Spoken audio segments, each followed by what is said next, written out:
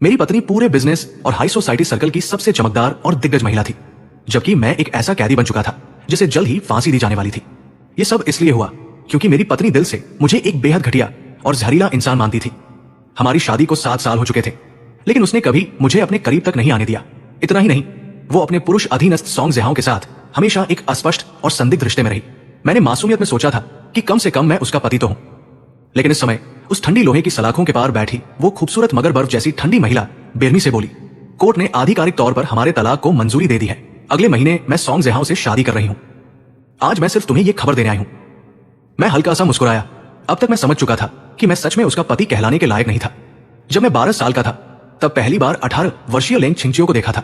उसी पल मैं उससे पागलों की तरह प्यार करने लगा, लेकिन अफसोस उसके दिल में मेरे लिए कभी प्यार नहीं था। उस समय सिर्फ उसके साथ रहने की चाह में मैंने एक घिनौना काम किया। एक भव्य पार्टी के बाद, जब वो शराब के नशे में थी और पूरी तरह होश में नहीं थी, तब मैंने जबरदस्ती उसके साथ संबंध बना लिए। घटना के बाद भले ही उसके मन में हजारों आपत्तियां थी, लेकिन हमारे लू परिवार की राजनीतिक और व्यावसायिक ताकत के कारण आखिरकार उसे मजबूर होकर मुझसे शादी करनी पड़ी। उस वक्त मैं सिर्फ 18 साल का था। मैंने बड़ी मासूमियत से सोचा था कि शादी के बाद मैं उसे पूरी तरह अपना बना लूंगा, लेकिन मुझे क्या पता था कि वही शादी मेरी जिंदगी के सबसे भयानक दुस्वप्न की शुरुआत बनेगी। शादी के बाद उसका व्यवहार हमेशा मेरे प्रति ठंडा और बेरुखा रहा, यहां तक कि उसकी आंखों में मेरे लिए गहरी नफरत साफ दिखाई देती थी। मैं चाहे जितनी कोशिश करता, उससे प्यार करता, उसे खुश करने की कोशिश करता, लेकिन वो बर्फ के पहाड़ की तरह कभी नहीं पिघली। बाद में मुझे शक हुआ कि उसका और सॉन्ग जेहाओं का रिश्ता सिर्फ दोस्ती तक सीमित नहीं है। मैं पूरी तरह टूट गया। मैंने कई बार झगड़े किए, सॉन्ग जेहाओं पर हाथ भी उठाया और दोनों को अलग करने की कोशिश की, लेकिन इससे कुछ नहीं बदला। उल्टा वो मुझसे और ज्यादा नफरत करने लगी। मैं असहाय होकर देखता रहा कि दोनों एक दूसरे के और करीब आते जा रहे हैं। बचपन से बिगड़े हुए स्वभाव का होने के कारण एक दिन मैंने गुस्से में अपनी कार सॉन्ग जेहाओं की ओर मोड़ दी। मेरा इरादा उसे मारने का नहीं था, मैं सिर्फ उसे सबक सिखाना चाहता था। लेकिन यही घटना लेंग छिंचियो और सॉन्ग जेहाओं के रिश्ते को और गहरा करने का कारण बन गई। उस दिन के बाद उसने सचमुच सॉन्ग जेहाओं की परवाह करनी शुरू कर दी, और मैं फिर वही करता रहा। झगड़े, आरोप और हंगामे। आखिरकार वो मुझसे तलाक लेने पर अड़ गई। शादी बचाने के लिए मैंने एक के बाद एक मूर्खतापूर्ण काम किए। मैंने लोगों से सॉन्ग जेहाओं का अपहरण करवाने की कोशिश की, उसे फंसाने की कोशिश की, उसके खिलाफ साजिशें रची, लेकिन हर बार नतीजा उल्टा ही निकला। मैं अपनी शादी नहीं बचा पाया, बल्कि मैंने खुद ही उसे और सॉन्ग जेहाओं को और करीब ला दिया। अंत में जब उसने हर हाल में मुझसे तलाक लेने का फैसला कर लिया तो मैं पूरी तरह निराश हो गया। मैंने सोचा कि सॉन्ग जेहाओं के साथ मर जाऊंगा। मैं कार लेकर उसे टक्कर मारने निकल पड़ा, लेकिन उसकी किस्मत अच्छी थी। आखिरी पल में किसी ने उसे धक्का देकर बचा लिया। मेरी कार किसी और को जा लगी और मेरा अंजाम जेल, मुकदमा, मौत की सजा। मैं कितना बेवकूफ था। एक ऐसी औरत के लिए जो कभी मेरी थी नहीं, मैंने अपनी पूरी जिंदगी बर्बाद कर दी। सलाखों के उस पार बैठी महिला को देखते हुए मैंने निराशा में आंखें बंद कर ली। दिल इतना टूट चुका था कि जीने की कोई वजह नहीं बची थी। सच तो यह था कि हमेशा से मैं ही एक तरफा प्यार करता रहा था। तभी उसके मुड़कर जाने से पहले मेरी भारी और टूटी हुई आवाज गूंजी, छिंचियो दीदी। वो मुड़ी। मैंने दर्द भरी मुस्कान के साथ कहा, अगर मुझे पहले से पता होता कि अंजाम ऐसा होगा तो मैं कभी तुमसे प्यार नहीं करता। अगले ही पल मैंने अचानक आंखें खोल दी। मेरे सामने जेल नहीं बल्कि अस्पताल का कमरा था। कानों में एक परिचित आवाज पड़ी। मैंने सिर घुमाया और देखा कि बिस्तर के पास लेंग छिंचियो बैठी हुई है। उसे देखते ही मेरे सीने में तेज दर्द उठा। मैं मरा नहीं, मैं अभी भी जिंदा हूं। मैं तो उसे दोबारा देखना भी नहीं चाहता था। फिर मुझे जिंदा क्यों रखा गया? उसने घृणा भरी नजरों से मुझे देखा और कहा, इस बार तुम मर क्यों नहीं गए? मैं हल्के से मुस्कुराया। मैं भी यही जानना चाहता हूं। मेरे शांत जवाब से वो थोड़ी चौंक गई। उसे लगा था कि मैं पहले की तरह चीखूंगा चलाऊंगा, लेकिन इस बार मैं बिल्कुल अलग था। वो ज्यादा नहीं सोच पाई और ठंडे स्वर में बोली, मरना है तो अकेले मरो, दूसरों को मत घसीटो। इतना कहकर वो चली गई। मैं अभी उसके शब्दों का मतलब समझने की कोशिश ही कर रहा था कि ली आंटी कमरे में आ गई। उन्होंने बचपन से मेरी देखभाल की थी, शादी के बाद भी वही मेरी देखभाल करती थी। उन्होंने चिंता से पूछा, यंग मास्टर आप ठीक तो हैं? कहीं दर्द तो नहीं हो रहा? मेरी आंखें नम हो गई। मैं इस हालत में पहुंच चुका था, फिर भी वो मेरी इतनी चिंता कर रही थी। मैं मुस्कुराया, मैं ठीक हूं, बस अफसोस है कि सीधे मर क्यों नहीं गया। ली आंटी ने आह भरी, यंग मास्टर आप इतने मूर्ख क्यों हैं? सॉन्ग जेहाओं की कार को टक्कर मारने गए थे, आप खुद भी तो घायल हो सकते थे। आगे से ऐसी हरकत मत कीजिएगा। मैं स्तब्ध रह गया। क्या कहा उन्होंने? मैं सॉन्ग जेहाओं की कार से टकराया था? यह तो बहुत पुरानी बात थी। और फिर मेरा सिर बिल्कुल भी दर्द नहीं कर रहा था, जबकि मुझे तो याद था कि मैंने जेल में दीवार से सिर मारकर आत्महत्या की थी। तब दर्द क्यों नहीं हो रहा? ली आंटी बोली, डॉक्टर ने कहा है कि आपको कोई बड़ी चोट नहीं आई, आज ही घर जा सकते हैं। बाकी बातों की चिंता मत कीजिए। मैडम और सॉन्ग जेहाओ चाहे कितने भी करीब हो, वो आपकी जगह नहीं ले सकता। जब तक आप उनके पति हैं वो कुछ नहीं कर सकता। अचानक मैंने उनका हाथ पकड़ लिया। ली आंटी अपना फोन दीजिए। वो हैरान हुई, लेकिन तुरंत फोन दे दिया। मैंने फोन खोला और स्क्रीन पर तारीख देखकर मेरा दिमाग सुन पड़ गया। ये कैसे हो सकता है? समय 2 साल पीछे चला गया था। कुछ देर तक मैं इस अविश्वसनीय सच्चाई को स्वीकार नहीं कर पाया, लेकिन फिर धीरे धीरे सब समझ में आने लगा। मैंने ली आंटी की ओर देखा। क्या सॉन्ग जेहाओ अभी भी अस्पताल में है? उन्होंने सिर हिलाया। हाँ, वो बगल वाले वार्ड में है। मैं तुरंत उठकर जाने लगा। ली आंटी घबरा गई। उन्हें लगा कि मैं फिर उससे झगड़ा करने जा रहा हूं। उन्होंने जल्दी से मुझे रोका। आप उससे मिलने क्यों जा रहे हैं? ऐसे छोटे आदमी पर ध्यान देने की क्या जरूरत है? मैंने कहा, ली आंटी, आप चिंता मत कीजिए, मैं सॉन्ग जेहाओ के साथ कुछ नहीं करूंगा। उनके मन की बात समझकर मैं हल्का सा मुस्कुरा दिया। अगर सच में मेरा पुनर्जन्म हुआ है तो अब मैं सॉन्ग जेहाओ की परवाह नहीं करूंगा और नहीं कभी फिर कोई ऐसी हरकत करूंगा जिससे मेरी अपनी जिंदगी बर्बाद हो। उधर बगल वाले वार्ड में सॉन्ग जेहाओ भी अभी अभी होश में आया था। उसका पीला और कमजोर चेहरा ऐसा था कि किसी भी महिला का मन उसे देखकर पिघल जाए। बिस्तर के पास बैठी लेंग छिंगचियो ने नरम स्वर में पूछा, कैसा महसूस कर रहे हो? सॉन्ग जेहाओ मुस्कुराया, मैडम, मैं ठीक हूं। मुझे देखने आने के लिए धन्यवाद और कृपया मिस्टर लू को दोष मत दीजिए। उन्होंने बस गुस्से में आकर ऐसा कर दिया था। सॉन्ग जेहाओ की ये विनम्रता देखकर लेंग छिंगचियो को मेरी जिद्दी और बचकानी हरकतें और भी नापसंद लगने लगी। उसने मन ही मन सोचा, उसने इस बार तो हद ही कर दी। किसी को कार से टक्कर मारने की कोशिश करना कितना क्रूर और नीच काम है। जितना ज्यादा वह मेरे बारे में सोचती, उतना ही अपने इस विवाह से घृणा करने लगती। वहीं दूसरी ओर सॉन्ग जेहाओ के प्रति उसकी राय धीरे धीरे बदल रही थी। अचानक उसने कोमल स्वर में कहा, जब तुम वापस कंपनी आ जाओ तो 90वीं मंजिल पर शिफ्ट हो जाना। सॉन्ग जेहाओ चौंक गया। मैडम, आपका मतलब सेक्रेटरी डायरेक्टर के पद से है? वो पद सीईओ के सबसे करीब माना जाता था। कंपनी में न जाने कितने लोग उस जगह के लिए संघर्ष करते थे। सॉन्ग जेहाओ भी हमेशा उस पद पर पहुंचना चाहता था, लेकिन उसकी क्षमता इतनी नहीं थी कि वह प्रतियोगिता में जीत सके। उसे उम्मीद नहीं थी कि एक दुर्घटना उसके लिए इतना बड़ा मौका लेकर आएगी। ये सोचकर ही कि अब वो हर दिन मैडम के साथ काम कर सकेगा, उसका दिल खुशी से भर गया, लेकिन बाहर से वो शांत बना रहा। धन्यवाद मैडम, मैं पूरी मेहनत करूंगा और आपकी उम्मीदों पर खरा उतरूंगा। लेंग छिंगचियो ने सिर हिलाया। अच्छी तरह आराम करो, मैं चलती हूं। सॉन्ग जेहाओ उसे ऐसी नजरों से देख रहा था जैसे कोई प्रशंसक अपने आदर्श को देखता है। उसकी आंखों में सम्मान, प्रशंसा और मोह साफ दिखाई दे रहा था, और ऐसी नजरें किसी भी महिला को पसंद आती है। जैसे ही लेंग छिंगचियो मुड़ी, उसकी नजर मुझ पर पड़ी। उसकी पहले से ही ठंडी आंखें और भी बर्फ जैसी हो गई। पहले जब भी मैं उसकी ऐसी नजर देखता था, मेरा गुस्सा फूट पड़ता था, लेकिन अब नहीं। इस बार मेरा मन पहले से कहीं ज्यादा शांत था। इस जिंदगी में मैं उसे फिर कभी अपने ऊपर असर नहीं डालने दूंगा। उसने ठंडे स्वर में पूछा, तुम यहां क्या करने आए हो? मैंने मुस्कुराकर कहा, बस सॉन्ग जेहाओ को देखने आया था। असल में मैं ये देखना चाहता था कि क्या वह भी मेरी तरह पुनर्जन्म लेकर आया है या नहीं। क्या सब कुछ पहले जैसा है या बदल चुका है? लेकिन लेंग छिंगचियो को लगा कि मैं फिर कोई तमाशा करने आया हूं। उसने चेतावनी भरे स्वर में पूछा, देख लिया? मैं हंस पड़ा। हाँ, देख लिया। तुम लोग आराम से बात करो। यह कहकर मैं मुड़ गया। लेंग छिंगचियो समझ नहीं पाई कि मैं मुस्कुरा क्यों रहा हूं, और यह भी नहीं समझ पाई कि इस बार मैंने कोई झगड़ा क्यों नहीं किया। इस जन्म में मैंने तो लेंग छिंगचियो को महत्व देना चाहता था, नहीं सॉन्ग जेहाओ को। मैं उन्हें देखना भी नहीं चाहता था। मेरा मन बस इस दुनिया को नए सिरे से देखने के लिए बेचैन था। घर लौटकर खाना खाने के बाद मैं बिस्तर पर लेट गया और अपने पिछले जीवन की सारी घटनाओं को याद करने लगा। सोचते सोचते अचानक बाहर कार के इंजन की आवाज सुनाई दी। लेंग छिंगचियो वापस आ गई थी। वो बहुत कम घर आती थी। मुझे लगा था कि आज के बाद शायद वो कभी वापस नहीं आएगी। कुछ ही देर में वो कमरे में दाखिल हुई। मुझे बिस्तर पर जागते हुए देखकर उसके चेहरे का भाव और ठंडा हो गया। वो सिर्फ कुछ सामान लेने आई थी। सामान उठाकर जैसे ही जाने लगी, मैंने उसे रोक लिया। लेंग छिंगचियो, हमें बात करनी है। उसने बेरुखी से पूछा, किस बारे में? फिर व्यंग्य से हंस पड़ी। जिस बारे में तुम बात करना चाहते हो उसमें मेरी कोई दिलचस्पी नहीं है। उसे लगा कि मैं फिर वही पुरानी बातें छेड़ूंगा, सॉन्ग जेहाओ और उसके रिश्ते की।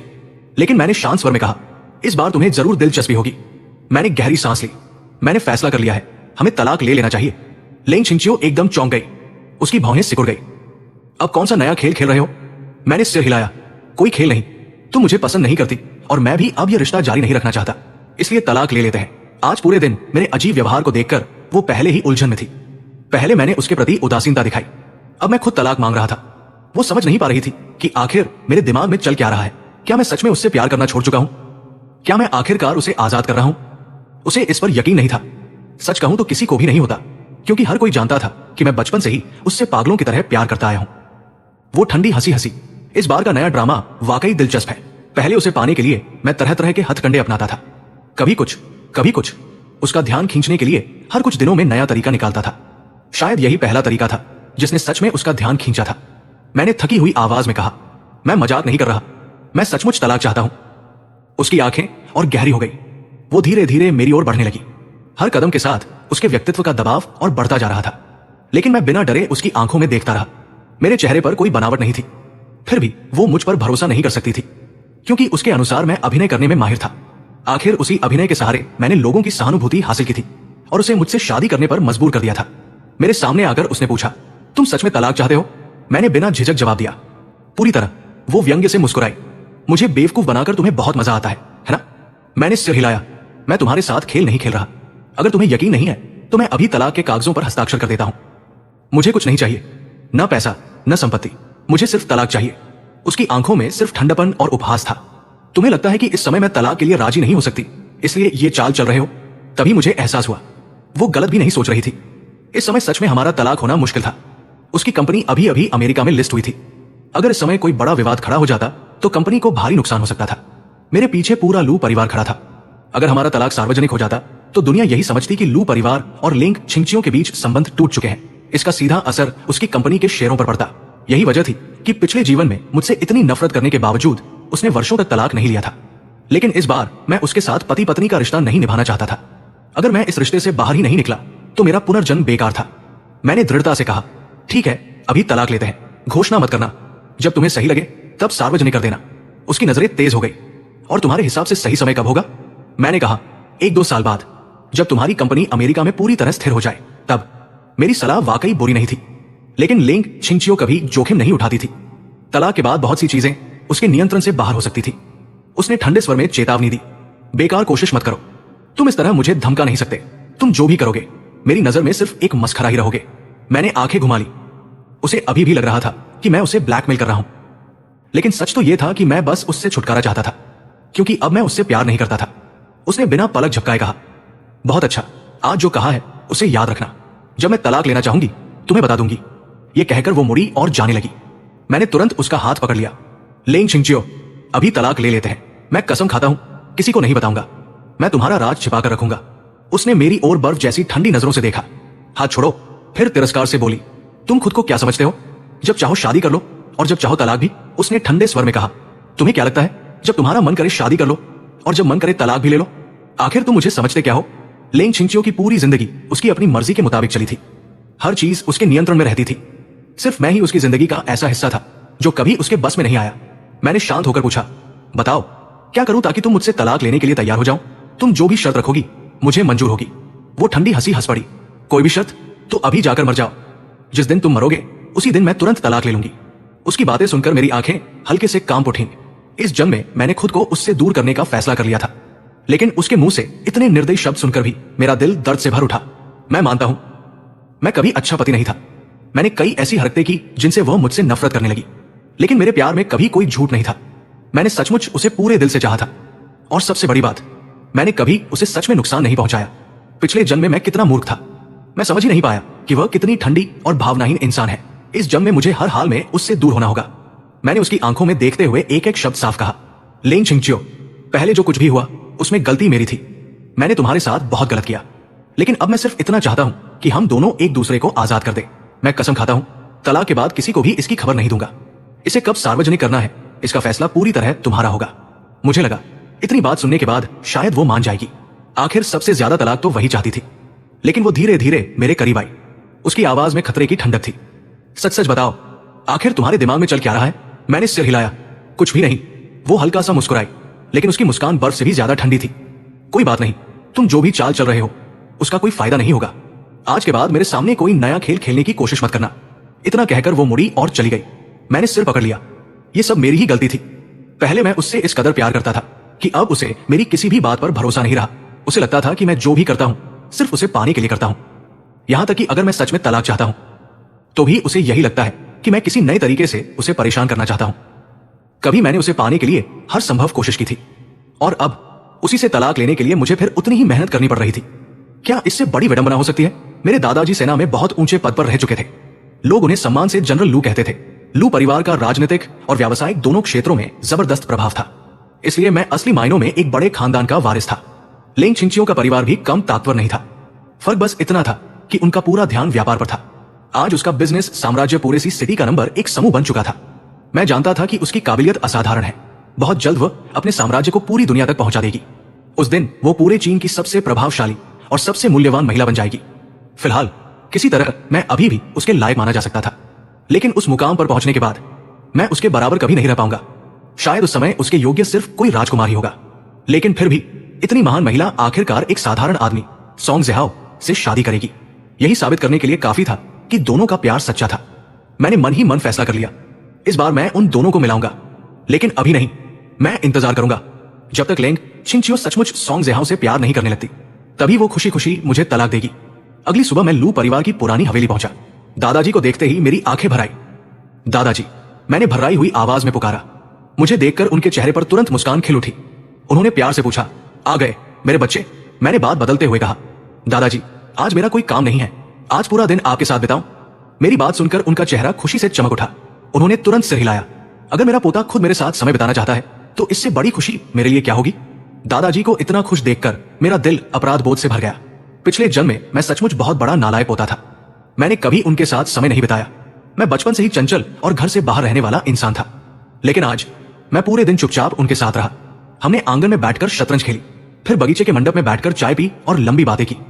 यहां तक कि उनके साथ पुराने क्लासिक नाटक भी बड़े ध्यान से देखे। मेरा यह बदला हुआ व्यवहार देखकर दादाजी को भी अजीब लगने लगा। आखिर उन्होंने पूछ ही लिया, जेचुआन सच बताओ, बाहर फिर कोई बड़ी मुसीबत खड़ी कर दी है क्या? उन्हें ऐसा इसलिए लगा क्योंकि पहले जब भी मैं कोई बड़ी गलती करता था, घर लौटकर अचानक बहुत आज्ञाकारी और संस्कारी बन जाता था। मैं उनकी चिंता समझ गया। मुस्कुराकर बोला, दादाजी इस बार सच में ऐसा कुछ नहीं हुआ, बस आपकी बहुत याद आ रही थी, इसलिए सोचा थोड़ा समय आपके साथ बिताऊं। उन्होंने मुझे गौर से देखा। सच इस बार कोई मुसीबत नहीं खड़ी की? मैंने तुरंत हाथ उठाकर कहा, मैं कसम खाता हूं इस बार मैंने कोई परेशानी नहीं खड़ी की। मेरी गंभीरता देखकर आखिरकार उन्हें यकीन हो गया। उन्होंने संतोष की सांस ली। बहुत अच्छा, लगता है मेरा शरारती पोता आखिरकार बड़ा और समझदार हो गया है। शाम होते ही दादाजी ने रसोई में खास दावत तैयार करने का आदेश दिया। कुछ ही देर में पूरा डाइनिंग टेबल तरह तरह के स्वादिष्ट व्यंजनों से भर गया। उन्हें देखकर मेरे मुंह में पानी आ गया। मैंने बेसब्री से पूछा, दादाजी बहुत भूख लगी है, क्या अब खाना शुरू करें? दादाजी मुख्य सीट पर बैठे मुस्कुराए, जरा सब्र करो, अभी एक मेहमान का इंतजार है। इतने में बाहर से बटलर की आवाज आई, सर मिस लेंग छिंगचियो आ गई है। ये नाम सुनते ही मैंने अनायास दरवाजे की ओर देखा। सफेद डिजाइनर ड्रेस पहने हमेशा की तरह खूबसूरत और शालीन लेंग छिंगचियो अंदर चली आ रही थी। अंदर आते ही उसने बस एक पल के लिए मेरी तरफ देखा, फिर सीधे दादाजी की ओर बढ़ गई। वो मुस्कुराकर बोली, दादाजी आपकी तबीयत कैसी है? मैं आपके लिए कुछ बढ़िया टॉनिक और सप्लीमेंट्स लाई हूं, बाद में चक्कर बताइएगा कि पसंद आए या नहीं। दादाजी खुशी से खिल उठे, पसंद आएंगे क्यों नहीं, मेरी पोती जो भी लाती है वो मुझे हमेशा पसंद आता है। आओ जल्दी बैठो। हम लोग बस खाना शुरू ही करने वाले थे। मैंने देखा कि वो आकर ठीक मेरे सामने वाली कुर्सी पर बैठ गई। उसी पल मुझे सब समझ आ गया। आज उसका अचानक इस घर आना कोई संयोग नहीं था। जरूर दादाजी ने उसे खुद फोन करके बुलाया होगा। वो बस चाहते थे कि परिवार के साथ एक साधारण डिनर के बहाने हम दोनों के रिश्ते में आई दूरियां कुछ कम हो जाए। दादाजी बस यही चाहते थे कि हम दोनों पति पत्नी के बीच जमी बर्फ कुछ तो पिघले, लेकिन उन्हें क्या पता समस्या ये नहीं थी कि मैं रिश्ता सुधारना चाहता हूं या नहीं। असल समस्या ये थी कि लेंग छिंगचियो दिल से ही मुझसे कोई रिश्ता रखना नहीं चाहती थी। जब भी वो मुझे देखती, उसकी आंखों की ठंडक इतनी भारी होती कि मुझे सांस लेना तक मुश्किल लगने लगता। खाने की मेज पर दादाजी ने हम दोनों को देखा। हम एक दूसरे के सामने बैठे थे, लेकिन ऐसा लग रहा था जैसे दो अजनबी हों। उन्होंने जानबूझकर गंभीर चेहरा बनाकर मुस्कुराते हुए पूछा, तुम दोनों को आज क्या हो गया है? जेचुआन सच सच बता, क्या फिर से कोई ऐसी हरकत कर दी जिससे छिंगचियो नाराज हो गई? मैं बिल्कुल नहीं चाहता था कि बात इस तरफ बढ़े। जल्दी से बात बदलते हुए बोला, दादाजी आप भी ना इतना मत सोचिए, मुझे तो बस इतनी भूख लगी है कि पेट में चूहे दौड़ रहे हैं, पहले खाना खा लेने दीजिए। मेरी बात सुनकर दादाजी जोर से हंस पड़े। अच्छा अच्छा, चलो अब सब लोग खाना शुरू करो। तुम दोनों दिन भर काम में इतने व्यस्त रहते हो, आज बड़ी मुश्किल से मौका मिला है कि मेरे साथ बैठकर खाना खा रहे हो। आज तुम दोनों को भरपेट खाना होगा, समझे?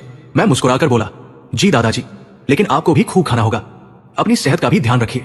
ये कहते हुए मैंने सर्विंग चॉपस्टिक उठाई और दादाजी की प्लेट में उनकी पसंद के नरम और स्वादिष्ट व्यंजन परोसने लगा। हालांकि माहौल थोड़ा अजीब था, लेकिन पूरा डिनर आश्चर्यजनक रूप से काफी अच्छा बीता। मैं लगातार मजाक सुनाकर दादाजी को हंसाने की कोशिश करता रहा। दूसरी ओर दादाजी बीच बीच में लेंग छिंगचियो से बिजनेस और परिवार के कुछ जरूरी मामलों पर चर्चा करते रहे। हम तीनों की वजह से मेज पर कभी सन्नाटा नहीं छाया, लेकिन इस चहल पहल के बीच भी एक अजीब सी दूरी साफ महसूस हो रही थी, क्योंकि मैं और लेंग छिंगचियो पूरी डिनर के दौरान एक दूसरे से एक भी शब्द नहीं बोले। जैसे ही खाना खत्म हुआ, लेंग छिंगचियो तुरंत उठ खड़ी हुई। दादाजी, कंपनी में कुछ जरूरी काम बाकी है, मुझे अभी ऑफिस जाना होगा, आज ज्यादा देर नहीं रुक पाऊंगी, फुर्सत मिलते ही फिर आपसे मिलने आऊंगी। दादाजी ने बाहर का अंधेरा देखा और हैरानी से पूछा, इतनी रात हो गई है, इतना भी क्या काम है जो अभी करना जरूरी है? उसने शांत स्वर में जवाब दिया, कुछ बहुत जरूरी दस्तावेज है, उन पर मुझे खुद साइन और मंजूरी देनी है। दादाजी जानते थे कि वो अपने काम को लेकर कितनी गंभीर रहती है।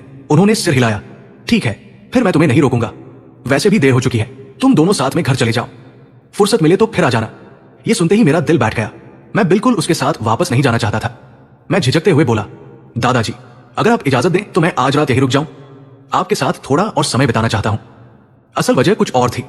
मैं उस ठंडे और वीरान घर में वापस नहीं जाना चाहता था, और उससे भी ज्यादा मैं लिंग छिंगचियो के साथ एक ही छत के नीचे रहना नहीं चाहता था। पुनर्जन्म के बाद मेरे मन में उसके लिए नफरत नहीं बची थी। मैंने पिछले जन्म की सारी कटुता छोड़ दी थी, लेकिन जिस इंसान से कभी मैंने जान से भी ज्यादा प्यार किया हो, उसे अचानक पूरी तरह अजनबी मान लेना इतना आसान नहीं होता। मेरी बात सुनकर दादाजी की भौहें सिकुड़ गई। उन्होंने तेज नजरों से मुझे देखा। मैं तभी से देख रहा हूं। तुम दोनों के बीच कुछ तो गड़बड़ है। अब सच सच बताओ, तुम दोनों के बीच आखिर हुआ क्या है? मैं डर गया कि कहीं ज्यादा चिंता करके उनकी तबीयत खराब ना हो जाए। मैंने तुरंत हाथ हिलाते हुए कहा, नहीं दादाजी, ऐसी कोई बात नहीं है। हमारे बीच सब ठीक है। लेकिन दादाजी इतने आसानी से मानने वाले नहीं थे। उन्होंने फिर पूछा, अगर सब ठीक है तो अपनी पत्नी के साथ घर क्यों नहीं जा रहे? तुम दोनों कानूनी तौर पर पति पत्नी हो। असल में उन्हें सबसे ज्यादा हैरानी इस बात की थी कि पहले वाला मैं तो हर वक्त लिंग छिंगचियो के पीछे पीछे घूमता रहता था। जहां वो जाती मैं भी वहीं पहुंच जाता, चाहे कैसी भी जगह क्यों न हो। लेकिन आज मैं खुद उसके साथ घर जाने से बच रहा था। दादाजी की नजर में यह बहुत बड़ी बात थी। मैंने पूरी शांति बनाए रखते हुए फिर वही बहाना दोहराया, दादाजी सच में आप ज्यादा सोच रहे हैं। मैं बस आपके साथ थोड़ा और समय बिताना चाहता था। लेकिन दादाजी का इरादा साफ था। वो हर हाल में चाहते थे कि हम दोनों साथ रहें। उन्होंने बिना किसी झिझक के कहा, आज तुम पूरा दिन मेरे साथ रहे, मैं बहुत खुश हूं। अब जिद मत करो, जल्दी से छिंगचियो के साथ घर जाओ। जब फुर्सत मिलेगी फिर आ जाना। उनका फैसला सुनकर मेरे पास मानने के अलावा कोई रास्ता नहीं था। मैंने सिर झुकाकर कहा, ठीक है दादाजी, मैं चलता हूं। आप अपना ख्याल रखिएगा। जल्द ही फिर मिलने आऊंगा। मैं जानता था कि अगर मैंने और जिद की तो दादाजी को हमारी शादी पर और ज्यादा शक हो जाएगा। घर से निकलने से पहले दादाजी ने हमें प्यार से देखा और बोले, तुम दोनों दिल से अच्छे बच्चे हो। मुझे भरोसा है कि तुम दोनों जानते हो कि एक दूसरे के साथ कैसे निभाना है। ज्यादा समझाने की जरूरत नहीं, बस खुश रहो। अब देर हो गई है, घर जाकर आराम करो। फिर उन्होंने मेरी तरफ देखकर कहा, जेचुआन, घर पर छिंगचियो की परेशानियों को समझा करो। उसके काम का दबाव बहुत ज्यादा है। एक अच्छे और समझदार पति की तरह उसका साथ देना। मैंने दादाजी की उम्मीदों से भरी नजरों की तरफ देखा। दिल में कड़वाहट थी, लेकिन चेहरे पर मुस्कान लाकर बोला, जी दादाजी, मैं समझ गया। दादाजी से विदा लेने के बाद मैं और लिंग छिंगचियो बिना एक शब्द बोले लू परिवार की हवेली से बाहर निकल आए। मेरे पास कोई दूसरा विकल्प नहीं था। मुझे उसकी काली लग्जरी कार में बैठना ही पड़ा। लेकिन कार जैसे ही हवेली के गेट से बाहर निकली, खामोश माहौल को उसकी बर्फ जैसी ठंडी आवाज ने चीर दिया। लू साहब, मैं सच में जानना चाहती हूं, आखिर तुम अपने ये घटिया ड्रामे कब बंद करोगे? उसकी बात सुनकर मुझे पूरी तरह यकीन हो गया, वो मुझसे सचमुच नफरत करती है। और अब पुनर्जन्म लेकर लौटे मेरे मन में भी सिर्फ एक ही इच्छा बची थी, जितनी जल्दी हो सके उससे तलाक लेकर हमेशा के लिए अलग हो जाऊं। शुरुआत में मैंने सोचा था कि बड़ी तस्वीर को देखते हुए कुछ समय तक इस नाम मात्र की शादी को निभा लूंगा, लेकिन मैं गलत था। हर दिन वो मुझे जिस नफरत भरी नजर से देखती थी, मानो मैं कोई बेहद घिनौना कीड़ा हूं। मैं 2 जिंदगियां जी चुका था। इस बार मैं अपनी इज्जत खोकर नहीं जीना चाहता था। अब मैं खुद को और अपमानित नहीं होने दूंगा। मैं किसी भी कीमत पर उसकी तिरस्कार भरी निगाहें और नहीं सह सकता था। घर लौटने के बाद, घर लौटते ही मेरे अंदर का गुस्सा फूट पड़ा। मैंने उसी रात तुरंत तलाक के कागज साफ सुथरे तरीके से तैयार करके प्रिंट कर लिए। अगली सुबह अभी ठीक से उजाला भी नहीं हुआ था कि मैं उठ बैठा। मेरा इरादा साफ था, जैसे ही लिंग छिंगचियो घर से निकलने लगे, मैं सबसे पहले उसके हाथ में तलाक के कागज थमा दूंगा। लेकिन शायद मैं जरूरत से ज्यादा जल्दी उठ गया था। जब फाइल लेकर नीचे लिविंग रूम में पहुंचा, तब तक लिंग छिंगचियो उठी भी नहीं थी। इंतजार करने के अलावा मेरे पास कोई और रास्ता नहीं था। मैं सोफे पर बैठकर आंखें बंद किए उसका इंतजार करने लगा। लेकिन इंतजार करते करते कब आंख लग गई मुझे खुद पता नहीं चला। थोड़ी देर बाद लिंग छिंगचियो तैयार होकर नीचे आई। जैसे ही उसकी नजर सोफे पर सोए हुए मुझ पर पड़ी, वो कुछ पल के लिए ठिठक गई। उसे सच में हैरानी हुई। उसकी नजर में जब मैं चुपचाप सो रहा था, तब पहली बार मैं थोड़ा अच्छा लग रहा था। मेरे चेहरे पर कोई जिद नहीं थी, कोई हंगामा नहीं था। बस हल्की सी सिकुड़ी हुई भौहें थी, जो मुझे पहले से कहीं ज्यादा शांत और परिपक्व दिखा रही थी। क्योंकि जब मैं जागता था, उसकी नजर में मैं हमेशा एक बिगड़ा हुआ, मनमौजी और घमंडी अमीरजादा ही था। शायद अगर मैं पहले थोड़ा भी समझदारी से पेश आया होता, तो शायद वो मुझसे इतनी नफरत न करती। लेकिन अब इन बातों का कोई मतलब नहीं था। मैं चाहे कितना भी बदल जाऊं, उसके दिल में मेरी जो खराब छवि बन चुकी थी, उसे अब कोई नहीं बदल सकता था। उसकी नफरत बहुत गहरी हो चुकी थी। उसने बस एक पल के लिए मेरी तरफ देखा, फिर बिना कुछ कहे नजर फेर ली। हाई हील्स की आवाज पूरे हॉल में गूंजती रही और वो सीधे दरवाजे की ओर बढ़ गई। जैसे ही वो बाहर निकलने वाली थी, तभी आंटी रसोई से नाश्ते की ट्रे लेकर बाहर आई। उन्होंने मुस्कुराकर पूछा, मैडम आज इतनी जल्दी निकल रही है? कम से कम नाश्ता तो करके जाइए। लेकिन लिंग छिंगचियो ने पीछे मुड़कर देखना भी जरूरी नहीं समझा। उसने सिर्फ 2 ठंडे शब्द कहे, जरूरत नहीं, और बाहर निकल गई। उनकी बातचीत की आवाज से मेरी नींद खुल गई। मैं घबराकर तुरंत उठ बैठा, आंखें मलते हुए दरवाजे की तरफ देखा, लेकिन वहां कोई नहीं था। लिंग छिंगचियो जा चुकी थी। मैं घबरा गया। जल्दी से ली आंटी की तरफ मुड़कर पूछा, ली आंटी, क्या लिंग छिंगचियो अभी निकल गई? उन्होंने हैरानी से मेरी तरफ देखा। हाँ यंग मास्टर, मैडम तो अभी अभी गई है। इतनी घबराहट क्यों है? क्या कोई बहुत जरूरी बात करनी है उनसे? उनकी बात सुनते ही मुझे सब समझ आ गया। अभी थोड़ी देर पहले उन्होंने जानबूझकर ऊंची आवाज में नाश्ते वाली बात कही थी ताकि मेरी नींद खुल जाए। वो मेरी मदद करना चाहती थी। मैंने उन्हें धन्यवाद कहने का भी समय नहीं लिया। कल रात तैयार किए हुए तलाक के कागज उठाए और हवा की तरफ बाहर भाग पड़ा। जैसे ही मैं हांफता हुआ बंगले के बाहर पहुंचा, मेरी नजर गेट के पास खड़ी एक काली लग्जरी कार पर पड़ी। मैंने शीशे के अंदर झांका और अगले ही पल चौंक गया। ड्राइविंग सीट पर बैठा आदमी सॉन्ग ज़िहाओ था। कल तक जो अस्पताल के बिस्तर पर पड़ा था, आज वो शानदार फिटिंग वाले महंगे सूट में बैठा था। उसका सीधा साधा लेकिन आकर्षक व्यक्तित्व उस सूट में और भी निखर कर सामने आ रहा था। कुछ पल के लिए मैं हैरान रह गया। अभी अभी अस्पताल से छुट्टी मिली है और सुबह सुबह वो मेरे घर क्या कर रहा है? लेकिन अगले ही पल मुझे जवाब मिल गया। अब वो लिंग छिंगचियो का सबसे भरोसेमंद निजी सचिव बन चुका था। एक निजी सचिव का अपनी बॉस को घर से लेकर ऑफिस जाना पूरी तरह सामान्य बात थी। मैंने मन ही मन कड़वी हंसी हंसी।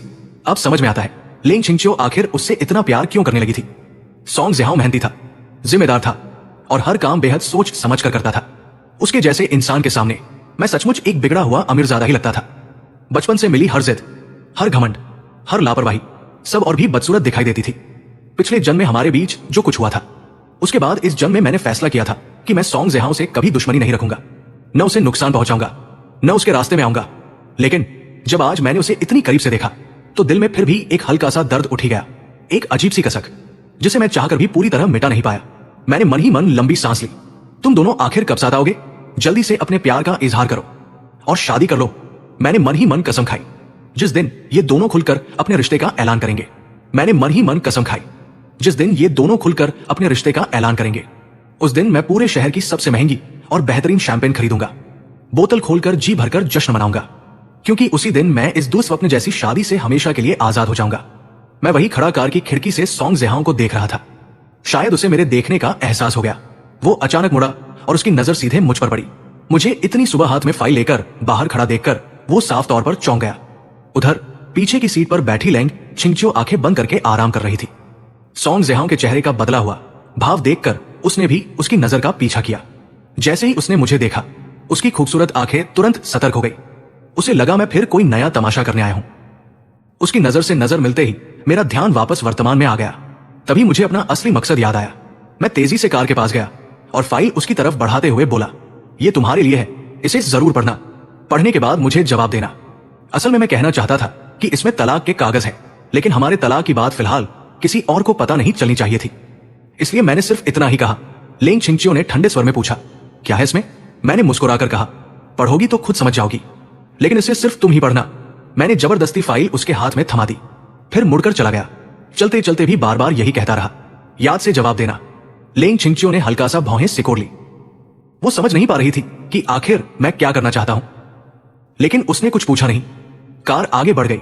ऑफिस पहुंचने के बाद जब वो कार से उतरी तो उसकी नजर एक बार फिर उस फाइल पर पड़ी। कुछ पल सोचने के बाद वो उसे अपने साथ अंदर ले गई, लेकिन ऑफिस पहुंचते ही काम का ढेर उसका इंतजार कर रहा था। वो लगातार मीटिंग और फाइलों में उलझी रही और देखते ही देखते मेरी दी हुई फाइल पूरी तरह उसके दिमाग से निकल गई। मैं पूरे दिन उसके जवाब का इंतजार करता रहा, लेकिन कोई जवाब नहीं आया। क्या वो अब भी तलाक के लिए तैयार नहीं है? मैंने तो समझौते में सब कुछ साफ साफ लिख दिया था। मैंने ये तक लिख दिया था कि मैं कभी भी हमारे तलाक की बात किसी को नहीं बताऊंगा। अगर मैंने वादा तोड़ा तो मैं उसे 10 करोड़ युआन, लगभग 1 करोड़ RMB का हर्जाना दूंगा। मेरे पास तो इतने पैसे थे ही नहीं, और लू परिवार भी मेरे लिए इतनी बड़ी रकम कभी नहीं देता, इसलिए मैं वादा तोड़ने की हिम्मत भी नहीं कर सकता था। इतनी बड़ी गारंटी देने के बाद उसे मुझ पर भरोसा हो जाना चाहिए था। शाम को लिंग छिंगचियो घर लौटी। जैसे ही वो अंदर आई, मैं तुरंत उसके पास पहुंच गया। जो फाइल मैंने दी थी उसे पढ़ लिया। वो कुछ पल सोचती रही, फिर जैसे उसे अचानक याद आया कि मैंने उसे कोई फाइल दी थी। उसका चेहरा देखकर ही मुझे समझ आ गया, उसने उसे खोला तक नहीं था। मैंने हैरानी से पूछा, तुमने देखा भी नहीं? वो बिना जवाब दिए सीधे स्टडी रूम की तरफ बढ़ गई। बस इतना कहा। समय नहीं मिला। मैं उसके पीछे पीछे चल पड़ा। मैंने कितनी बार कहा था कि जरूर पढ़ना, एक बार देख लेने में कितना समय लगता है। वो व्यंग्य से मुस्कुराई, मेरा समय इतना सस्ता नहीं है कि तुम्हारी बातों पर बर्बाद करूं। उसके लिए हर मिनट की कीमत थी और वो अपना 1 सेकंड भी मुझ पर खर्च नहीं करना चाहती थी। पहले भी वो अक्सर मुझे इसी तरह ठुकराती थी। अगर कोई संत भी मेरी जगह होता तो उसका भी दिल दुख जाता। मैंने गहरी सांस लेकर कहा, उसमें तलाक के कागज है, अगर तुम पढ़ लेती तो यकीनन तलाक के लिए मान जाती। खैर, अगर नहीं पढ़ा तो कोई बात नहीं, मैं अभी नई कॉपी निकाल देता हूं। ये सुनते ही उसका चेहरा बर्फ जैसा ठंडा हो गया। उसकी आंखें किसी तेज धार वाले चाकू की तरह मुझ पर टिक गई। तलाक? तुम्हें इसी समय ये ड्रामा करना था? उसे यकीन था कि मैं जानबूझकर कंपनी के इस नाजुक दौर में उसे परेशान कर रहा हूं। उसे बिल्कुल भरोसा नहीं था कि मैं सच में तलाक चाहता हूं। उसके हिसाब से मैं बस ये जानता था कि वो अभी तलाक नहीं दे सकती, इसलिए मैं जानबूझकर ये चाल चल रहा था। मैंने तुरंत सफाई दी, ऐसी बात नहीं है, पहले कागज पढ़ लो, तब समझ जाओगी कि मैं सचमुच गंभीर हूं। और मैं वादा करता हूं इससे तुम्हारे काम पर जरा भी असर नहीं पड़ेगा। वो ठंडी हंसी हंस पड़ी। मुझ पर असर नहीं पड़ेगा? मुझे तो साफ दिख रहा है कि तुम मुझे धमका रहे हो। इतने साल तलाक नहीं चाहिए था, और अब जब मेरी कंपनी सबसे अहम दौर में है तभी तुम्हें तलाक चाहिए? क्या तुम्हें लगता है कि इस तरह तुम मुझे मजबूर कर लोगे? मैंने फिर समझाने की कोशिश की। नहीं, मैं सच में तुम्हें धमका नहीं रहा, मैं सचमुच तलाक चाहता हूं। लेकिन उसकी आंखों में सिर्फ चेतावनी थी। मेरे अंदर बेबसी भर गई। मैंने थके हुए स्वर में पूछा, आखिर तुम यकीन क्यों नहीं करती कि मैं सच में तलाक चाहता हूं? उसने कोई जवाब नहीं दिया, बस होठों पर तिरस्कार भरी मुस्कान आई। ठीक है, जिस दिन मैं खुद तलाक मांगूंगी उस दिन अपनी आज की बातें भूल मत जाना। यानी फिलहाल तलाक होना नामुमकिन था, लेकिन शायद ज्यादा समय नहीं लगेगा। मैं खुद से बोला, मैं थोड़ा और इंतजार कर लेता हूं। आखिर अकेले मैं तलाक नहीं ले सकता था जब तक वो राजी ना हो। कुछ नहीं हो सकता था। असल में इंतजार करना मेरे लिए मुश्किल नहीं था। मुझे डर सिर्फ एक बात का था, कहीं इतिहास फिर से खुद को न दोहरा दे, कहीं वही त्रासदी फिर से न हो जाए। इसी डर की वजह से मैं जल्द से जल्द तलाक चाहता था, लेकिन अब मेरे पास धैर्य रखने के अलावा कोई रास्ता नहीं था। वैसे भी वो खुद कह चुकी थी कि आखिरकार तलाक देगी, बस सही समय का इंतजार करना था। मैंने बेबसी से सिर हिलाया। ठीक है, मैं इंतजार करूंगा, लेकिन जितनी जल्दी हो सके तलाक के कागज तैयार कर देना। और मैं एक बार फिर साफ कह रहा हूं, मैंने गंभीर स्वर में कहा, मैं सचमुच तलाक लेना चाहता हूं। इतना कहकर मैं मुड़ गया और स्टडी रूम से बाहर निकल गया। लिंग चिंगचियो मेरी जाती हुई पीठ को देर तक देखती रही। उसके चेहरे पर पहली बार उलझन साफ दिखाई दे रही थी। उसके मन में एक ही सवाल घूम रहा था, क्या इस बार ये सचमुच गंभीर है? लेकिन उसे समझ नहीं आ रहा था कि मैं अचानक तलाक पर इतना क्यों अड़ा हुआ हूं। आखिर पिछले 3 सालों से वो मुझे लगातार ठुकराती रही थी। उसने कभी मुझे अच्छा चेहरा नहीं दिखाया, फिर भी मैंने कभी हार नहीं मानी। अब अचानक मेरा मन कैसे बदल गया? उसे ये सब किसी चमत्कार से कम नहीं लग रहा था। लेकिन चाहे मेरी वजह कुछ भी हो, अगर मैं सच में तलाक चाहता हूं तो उसके लिए इससे अच्छी बात और क्या हो सकती थी। उसने मन ही मन फैसला किया, जैसे ही ये मुश्किल दौर खत्म होगा वो तुरंत मुझसे तलाक ले लेगी। लेकिन अगले ही दिन सब कुछ उलट पुलट हो गया। सुबह ऑफिस पहुंचने से पहले ही लिंग चिंगचियो को खबर मिल गई। उसके तलाक की बात इंटरनेट पर वायरल हो चुकी थी। यहां तक कि तलाक के समझौते की पूरी कॉपी भी ऑनलाइन लीक हो गई थी। अब लगभग हर कोई जान चुका था कि वो अपने पति से तलाक लेने वाली है। ऑफिस जाते समय उसका फोन लगातार बजता रहा। हर कॉल पर वही सवाल था, क्या तलाक की खबर सच है? आखिरकार परेशान होकर उसने फोन ही बंद कर दिया। ऑफिस पहुंचते ही वो तेज कदमों से अंदर गई। उसके पीछे 7-8 सहायक और सचिव चल रहे थे। उसने बर्फ जैसे ठंडे स्वर में पूछा, आखिर ये सब हुआ कैसे? उसकी तीखी नजर देखकर सबके चेहरे का रंग उड़ गया। वैसे भी वो बिना गुस्सा किए ही लोगों पर दबाव बना देती थी, और जब सच में नाराज हो जाए तो कोई भी उसके सामने बोलने की हिम्मत नहीं करता था। पूरा कमरा खामोश हो गया। तभी मुख्य सचिव सोंग जेहाओ आगे बढ़ा, मैडम, ये हमारी लापरवाही थी।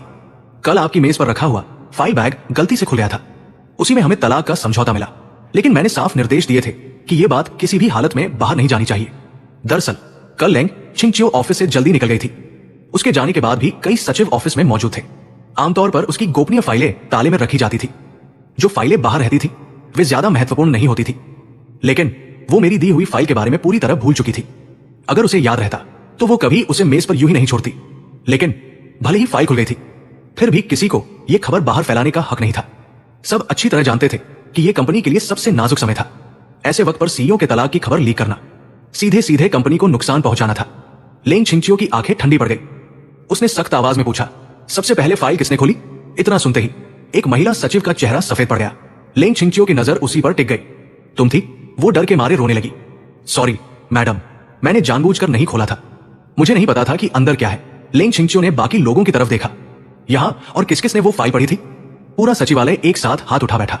सोंग जेहाओ तुरंत आगे आया, मैडम, ये मेरी जिम्मेदारी थी, मैं उन्हें ठीक से नियंत्रित नहीं कर पाया। जो भी सजा देंगे मैं स्वीकार करूंगा।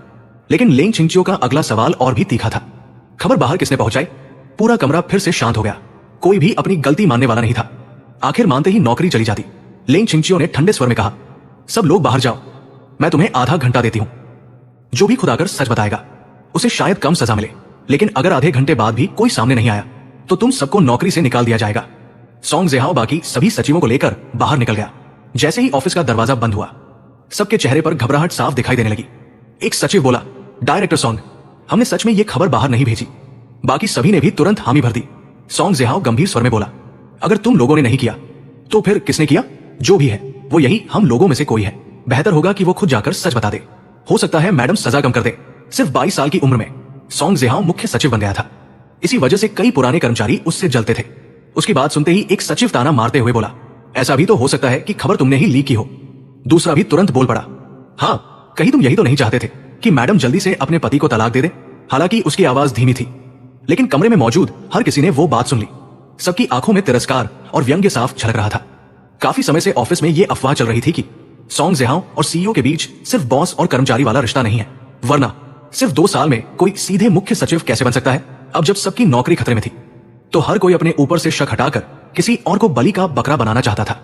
एक सचिव ने सीधा सवाल दाग दिया, मैं हमेशा से पूछना चाहता था, आखिर तुम इतने कम समय में सचिव निदेशक कैसे बन गए? दूसरा बोला, हमें से कई लोग 5-6 साल से मैडम के साथ काम कर रहे हैं और तुम अभी 2 साल भी पूरे नहीं हुए, फिर भी सबसे ऊंचे पद पर पहुंच गए। कहीं ऐसा तो नहीं जैसा लोग कहते हैं कि तुमने तरक्की पाने के लिए कोई गलत तरीका अपनाया? सॉन्ग ज़िहाओ लड़का था, लेकिन उसका स्वभाव बेहद सीधा था। ऐसे आरोप सुनकर उसका चेहरा गुस्से से लाल हो गया। उसने ऊंची आवाज में कहा, चुप रहो, मैं इस पद पर कैसे पहुंचा ये जाकर मैडम से पूछो, ये उनका फैसला था। क्या तुम लोग उनके फैसले पर सवाल उठा रहे हो? एक पुरुष सचिव व्यंग्य से हंस पड़ा, मैडम के फैसले पर सवाल उठाने की हमारी हिम्मत नहीं है, लेकिन कुछ लोग पर्दे के पीछे क्या क्या करते हैं ये बात हम नहीं जानते। एक पुरुष सचिव व्यंग्य से बोला, और मान भी लो कि मैडम अपने पति से तलाक ले तो भी कुछ लोगों की बारी कभी नहीं आएगी। जरा अपनी औकात भी देख लिया करो। क्या तुम सच में सोचते हो कि तुम मैडम के लायक हो? सॉन्ग ज़िहाओ का चेहरा एकदम उतर गया। उसने गहरी सांस लेकर कहा, मुझे पता है कि तुम सबको मुझ पर शक है, लेकिन जरा सोचो, अगर ये काम मैंने किया होता तो मुझे इससे क्या फायदा मिलता? अगर मैं सच में चाहता कि मैडम जल्दी तलाक ले तो मैं ये खबर कभी बाहर नहीं फैलाता। अभी कंपनी का सबसे नाजुक समय चल रहा है।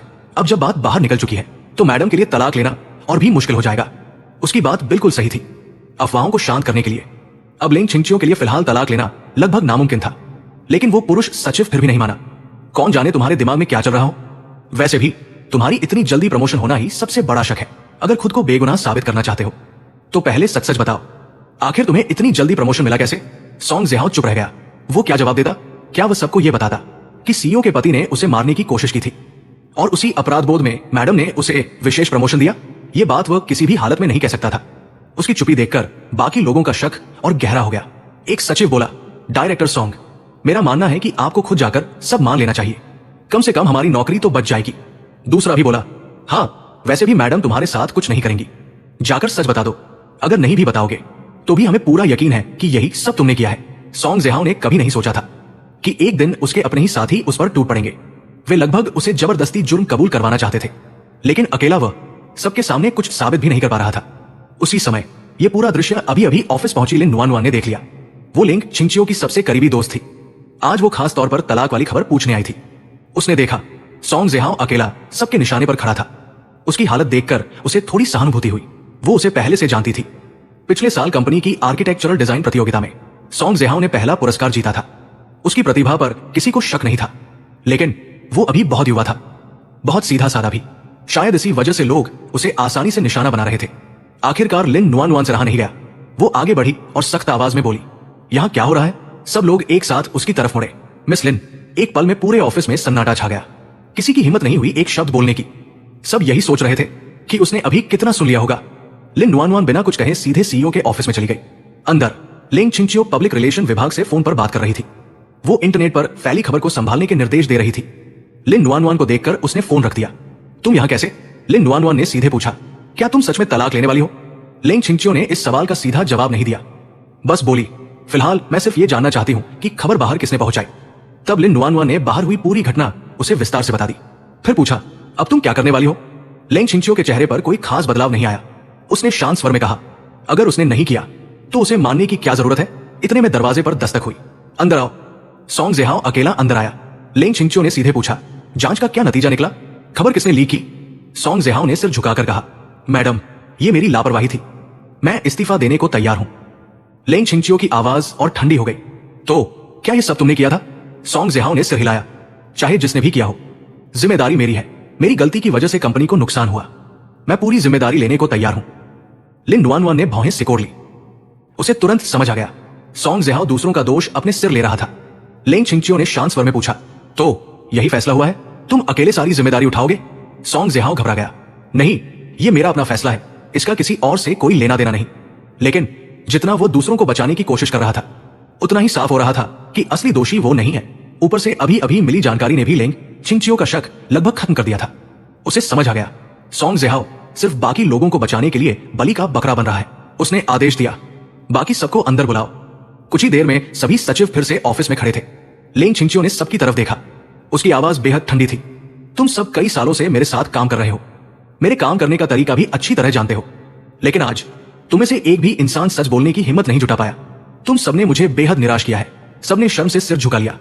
लेंग छिंगचियो ने और समय बर्बाद नहीं किया। जब कोई सच बोलना ही नहीं चाहता तो फिर तुम सबकी यहां कोई जरूरत नहीं। आज से तुम सब नौकरी से निकाले जाते हो। तुम्हारी जगह नए लोग आ जाएंगे।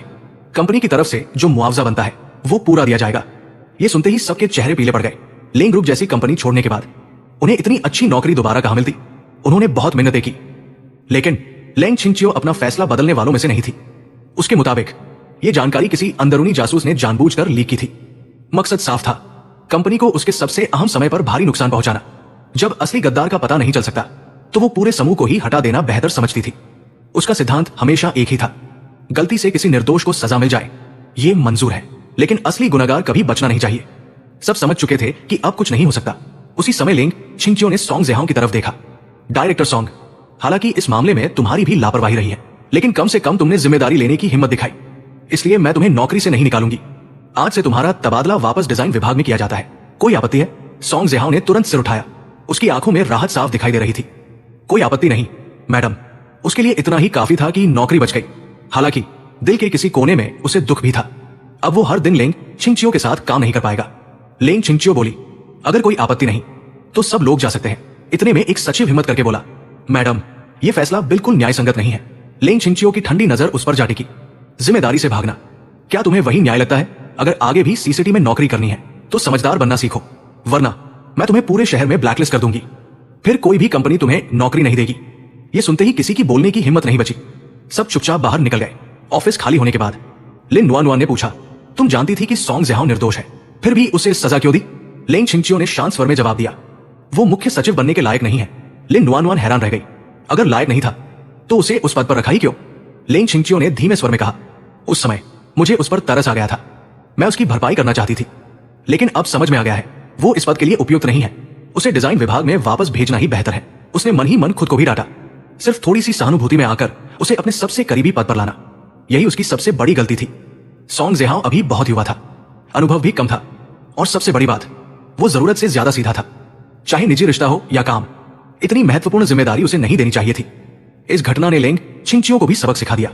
अब वो कभी भावनाओं में बहकर ऐसा फैसला नहीं करेगी। और जहां तक इस मामले की बात थी, सॉन्ग जेहाओ की भी गलती थी।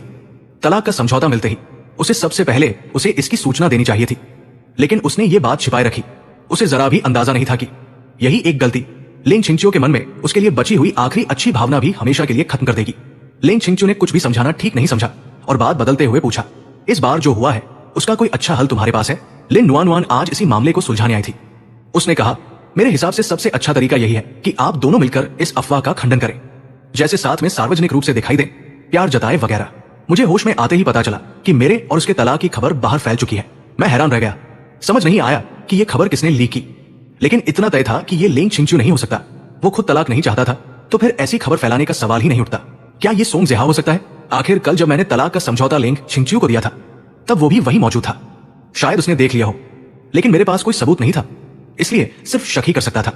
अब जबकि सबको मेरे तलाक की बात पता चल चुकी थी, तलाक लेना भी इतना आसान नहीं रह गया था। थोड़ी ही देर बाद दादाजी का फोन आया। उन्होंने गंभीर आवाज में पूछा, तुम दोनों के तलाक की खबर क्या है? मैं सच बताने की हिम्मत नहीं जुटा पाया। दादाजी, मुझे भी नहीं पता क्या हुआ। मुझे भी अभी अभी इस बारे में पता चला है। मैं सोच रहा था कि अब मुझे लंबी सफाई देनी पड़ेगी, लेकिन अचानक दादाजी का लहजा बदल गया।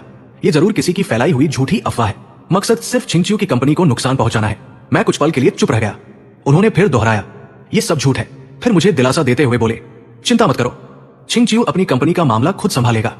मैंने कहा, जी दादाजी, मुझे पता है।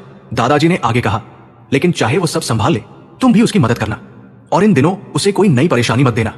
मैंने सिर हिलाकर जवाब दिया, चिंता मत कीजिए दादाजी। इसके बाद फोन रख दिया। फोन करते ही एक के बाद एक कई लोगों के कॉल आने लगे। सबका सवाल एक ही था, क्या सच में तुम और लेंग छिंगचियो तलाक लेने वाले हो?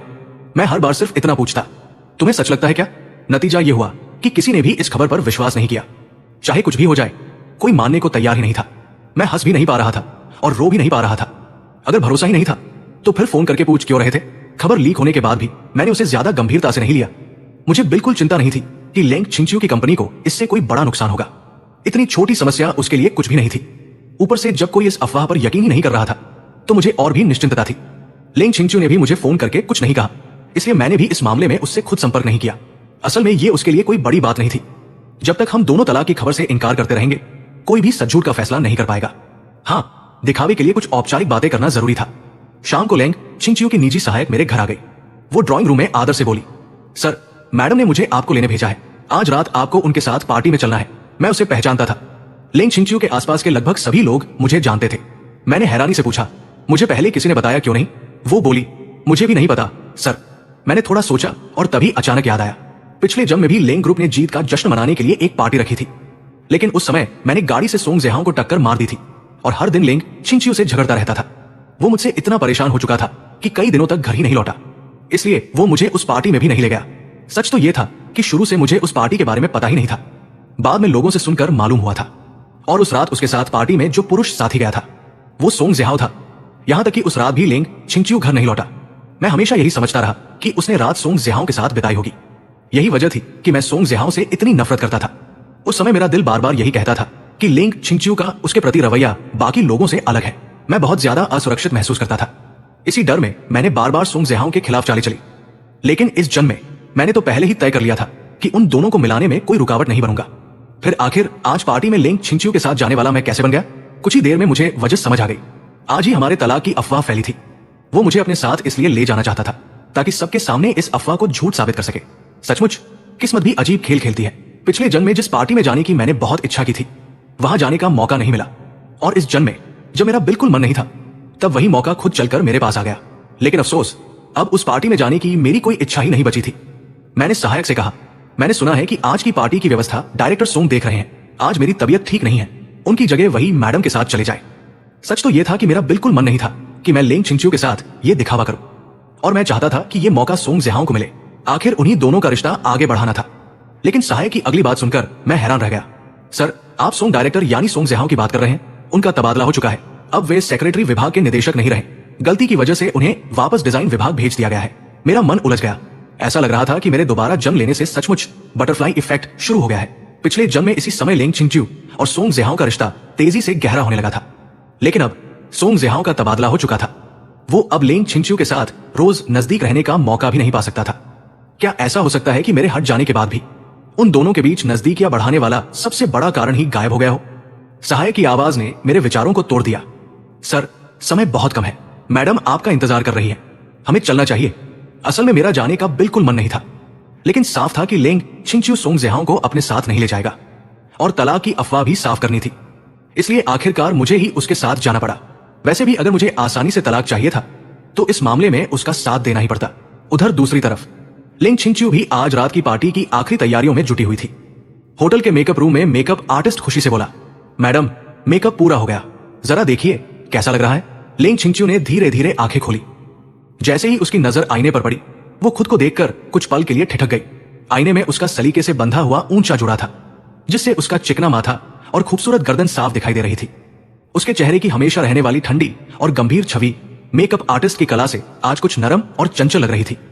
उसे देखकर किसी का भी मन उसे एकटक देखते रहने का हो जाए। खुद लेंग छिंगचियो भी अपनी इस नई छवि से प्रभावित हुए बिना नहीं रह सकी।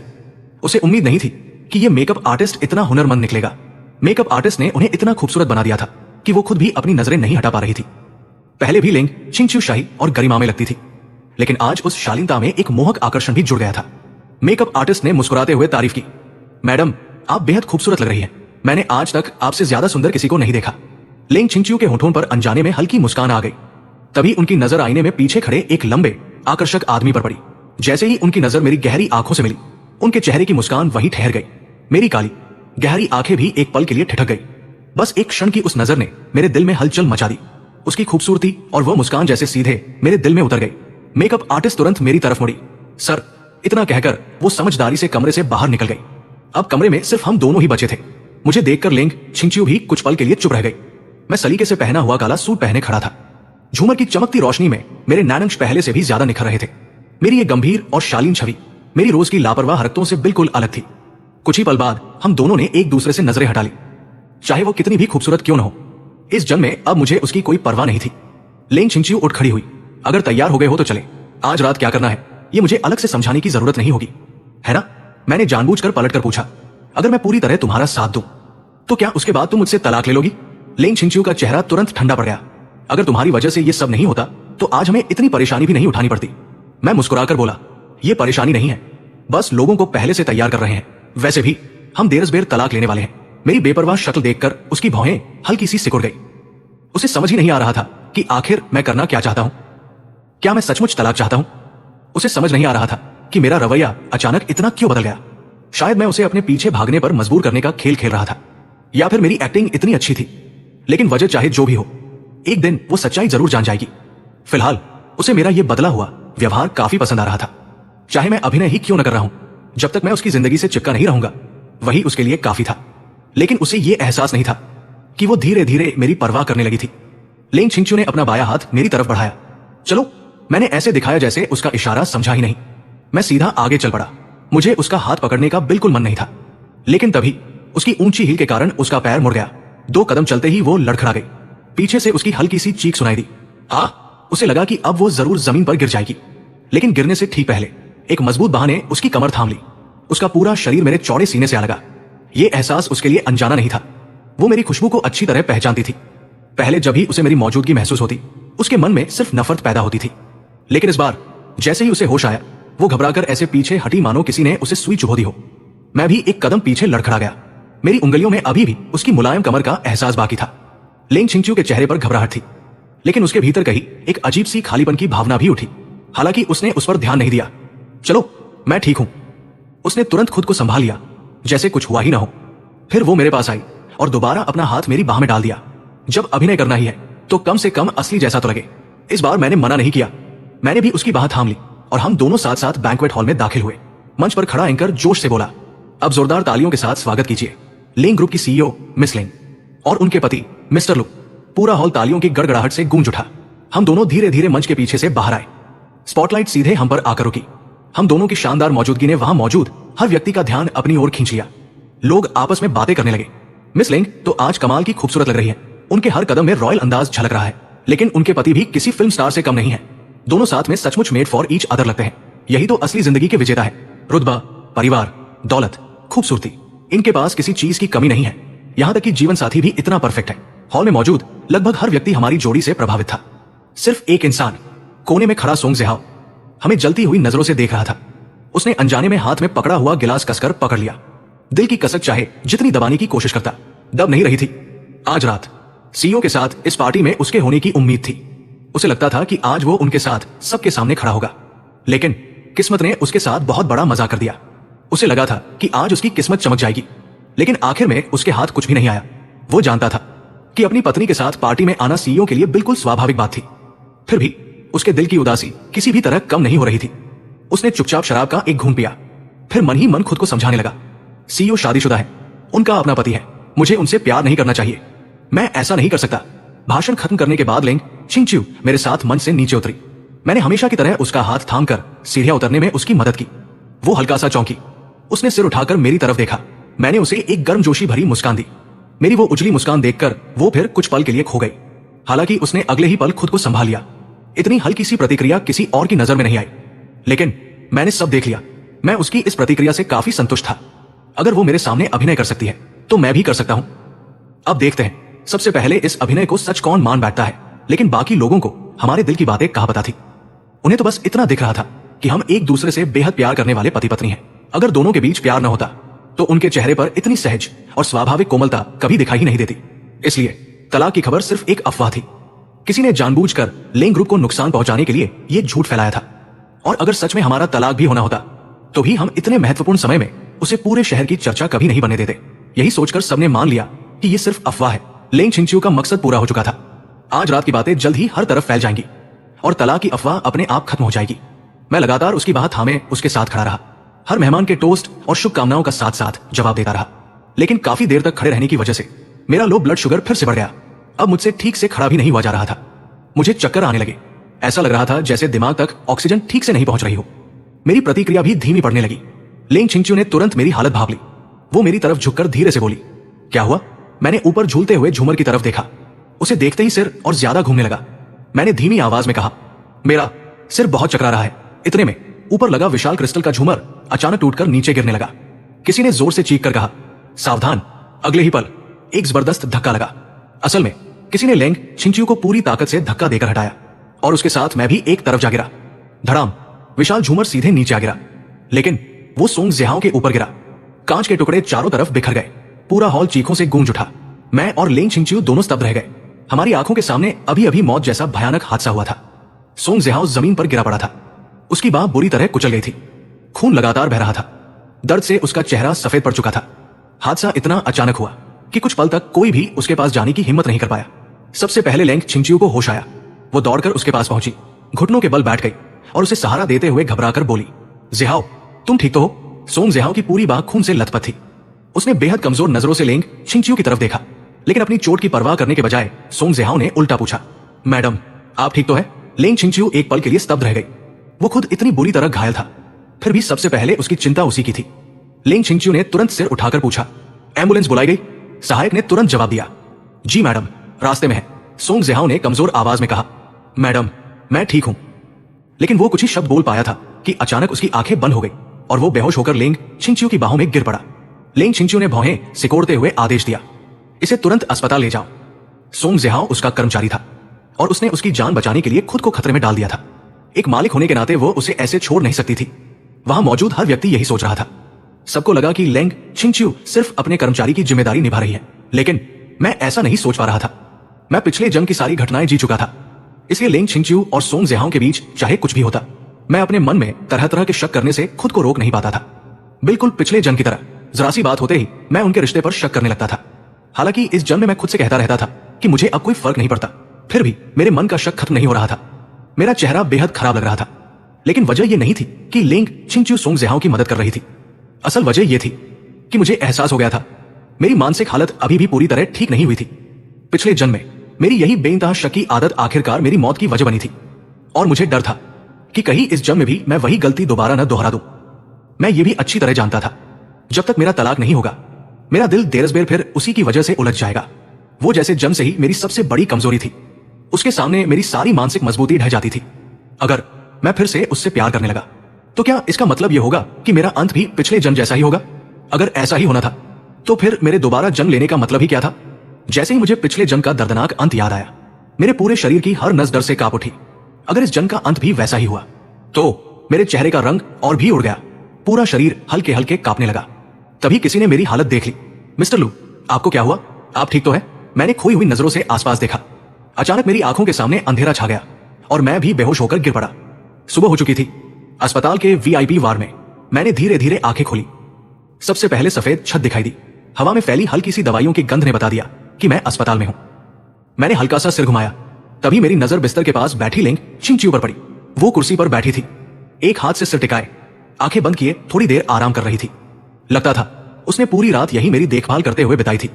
मैंने बस हल्का सा करवट बदली, इतने में ही वो तुरंत जाग गई। मुझे होश में देखकर उसने तुरंत पूछा, अब कैसा महसूस हो रहा है? क्या डॉक्टर को बुलाऊं? एक रात आराम करने के बाद मैं काफी बेहतर महसूस कर रहा था। मैंने सिर हिलाया और धीरे धीरे उठकर बैठ गया। फिर हैरानी से पूछा, मैं कल रात बेहोश कैसे हो गया था? मुझे तो कुछ भी याद नहीं। लेंग छिंगच्यू ने मेरी तरफ गहरी नजरों से देखा। डॉक्टर ने कहा है तुम बहुत ज्यादा डर गए थे। डर की वजह से तुम्हारी धड़कनें असामान्य हो गई, इसलिए तुम बेहोश हो गए। मैं कुछ पल के लिए चुप रह गया। बहुत ज्यादा डर गया था? उसने मेरी प्रतिक्रिया ध्यान से देखते हुए पूछा, कल रात की घटना ने तुम्हें इतना डरा दिया था? लेकिन मुझे यह बात खुद भी अजीब लग रही थी।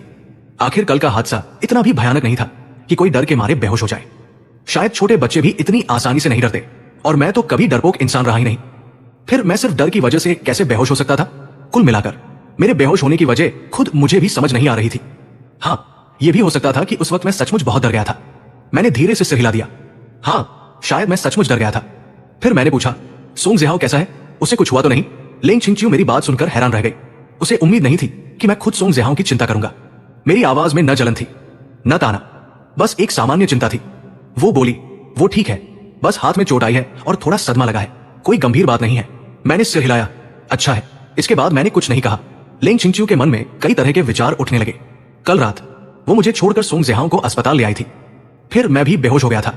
अगर पहले वाला मैं होता तो होश आते ही उससे जरूर झगड़ा करता, लेकिन आज मेरी प्रतिक्रिया बिल्कुल शांत थी।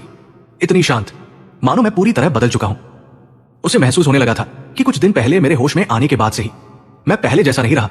शुरुआत में उसे लगा था कि मैं जानबूझकर उसे अपनी तरफ खींचने का खेल खेल रहा हूं, लेकिन अब उसे ऐसा नहीं लग रहा था, जैसे मेरी ये बदलती हुई सोच सचमुच असली थी। शायद मेरी परीक्षा लेने के लिए उसने जानबूझकर कहा। सोंग ज़ेहाओ अभी भी बगल वाले कमरे में है। उसे अभी तक होश नहीं आया।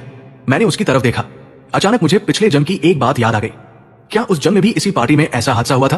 क्या तब भी सोंग ज़ेहाओ ने लेंग छिंगचिू की जान बचाई थी? और क्या इसलिए लेंग छिंगचिू पूरी रात अस्पताल में उसके साथ रही थी और घर नहीं लौटी थी? अगर सच यही था तो पिछले जन्म में मैंने न जाने कितनी बार उन्हें गलत समझा होगा। शायद शुरुआत में सब सिर्फ मेरा भ्रम था, लेकिन मैं खुद ही हर बात पर झगड़ा करता रहा, हर दिन रिश्ते को बिगाड़ता रहा, और आखिरकार मैंने ही दोनों को एक दूसरे के करीब ला दिया। शायद पिछले जन्म में मेरी शादी किसी और ने नहीं, मैंने खुद बर्बाद की थी। मैंने अपनी जिंदगी भी खुद तबाह की थी। अगर उस समय मैं थोड़ा शांत रहता, थोड़ा समझदारी से सोचता, अगर मेरा मन इतना कमजोर न होता, तो कोई भी मेरा घर नहीं तोड़ सकता था। मेरी सारी बदकिस्मती और मेरा पूरा दुख शायद मेरी अपनी ही वजह से था। यह सोचकर अचानक मेरे मन का बहुत सा बोझ हल्का हो गया। लेकिन इसका मतलब यह बिल्कुल नहीं था कि मैं अब लेंग छिंगचिू के साथ फिर से नई शुरुआत करना चाहता था। मैं अपनी किस्मत को दोबारा दांव पर नहीं लगाना चाहता था। 7 साल मैंने उसे पूरे दिल से चाहा था, इतना प्यार किया, इतनी परवाह की, लेकिन मरते दम तक वो कभी मुझसे प्यार नहीं कर पाई। यही बात साबित करने के लिए काफी थी कि उसका दिल बेहद ठंडा और कठोर था। फिर मैं क्यों दोबारा अपना समय और भावनाएं उसी पर बर्बाद करूं? उसके लिए मेरा प्यार, मेरा जुनून बहुत पहले ही खत्म हो चुका था। इस जन्म में मैं अब किसी से प्यार नहीं करना चाहता था, और नहीं प्यार के लिए फिर कभी खुद को खो देना चाहता था। ये सब समझने के बाद मेरा मन पहले से कहीं ज्यादा शांत हो गया। सच ही कहा जाता है, जिस इंसान की कोई इच्छा या लालसा नहीं रहती, वही सबसे मजबूत बनता है। लेंग छिंगचिू को जरा भी अंदाजा नहीं था कि मैं सचमुच पूरी तरह बदल चुका हूं। उसकी सारी परख और इशारे बेकार साबित हो रहे थे। मैंने कहा, इस बार तो सोंग ज़ेहाओ की वजह से ही हम बच गए। अगर वो ना होता तो घायल मैं होता। तुम उसे जैसा भी इनाम देना चाहो, मुझे कोई आपत्ति नहीं है। लेंग छिंगचिू ने मेरी तरफ गहरी नजरों से देखा। मैंने हैरानी से पूछा, क्या हुआ? उसने शांत स्वर में पूछा। मतलब मैं सोंग ज़ेहाओ को जैसा चाहो वैसा इनाम दूं? मैंने बिना हिचक सिर हिलाया। हाँ, तुम जैसा ठीक समझो वैसा करो। मेरे शब्दों का असली मतलब वो समझ चुकी थी। यहां तक कि अगर वो उसी वक्त सोंग ज़ेहाओ से शादी करना चाहती तो भी मुझे कोई ऐतराज नहीं होता। उसकी आंखें अचानक तेज हो गई। तुम्हारा ये बदलाव वाकई मेरी उम्मीद से बाहर है, मैंने उसकी आंखों में देखते हुए कहा। इसलिए अब ये मत सोचना कि मैं तलाक की बात किसी चाल के तहत कर रहा हूं। मैं सचमुच तुमसे तलाक लेना चाहता हूं। उसके होंठों पर हल्की मुस्कान आई। अगर तुम सच में ऐसा कर पाए तो मैं तुम्हें नए नजरिए से देखूंगी, मैंने मुस्कुराकर कहा। उसकी जरूरत नहीं है, बस जल्दी से तलाक के लिए राजी हो जाओ ताकि मेरा दिल भी जल्दी आजाद हो जाए। हालांकि लेंग छिंगचिू खुद भी तलाक चाहती थी, लेकिन हर दिन मेरी जिद सुन सुनकर उसे अजीब सी चिढ़ होने लगी थी। आखिर शादी करने की जिद भी मैंने ही की थी, और अब तलाक की जिद भी मैं ही कर रहा था। सबसे ज्यादा उसे यही बात पसंद नहीं थी कि कोई उसकी जिंदगी अपनी मर्जी से चलाए।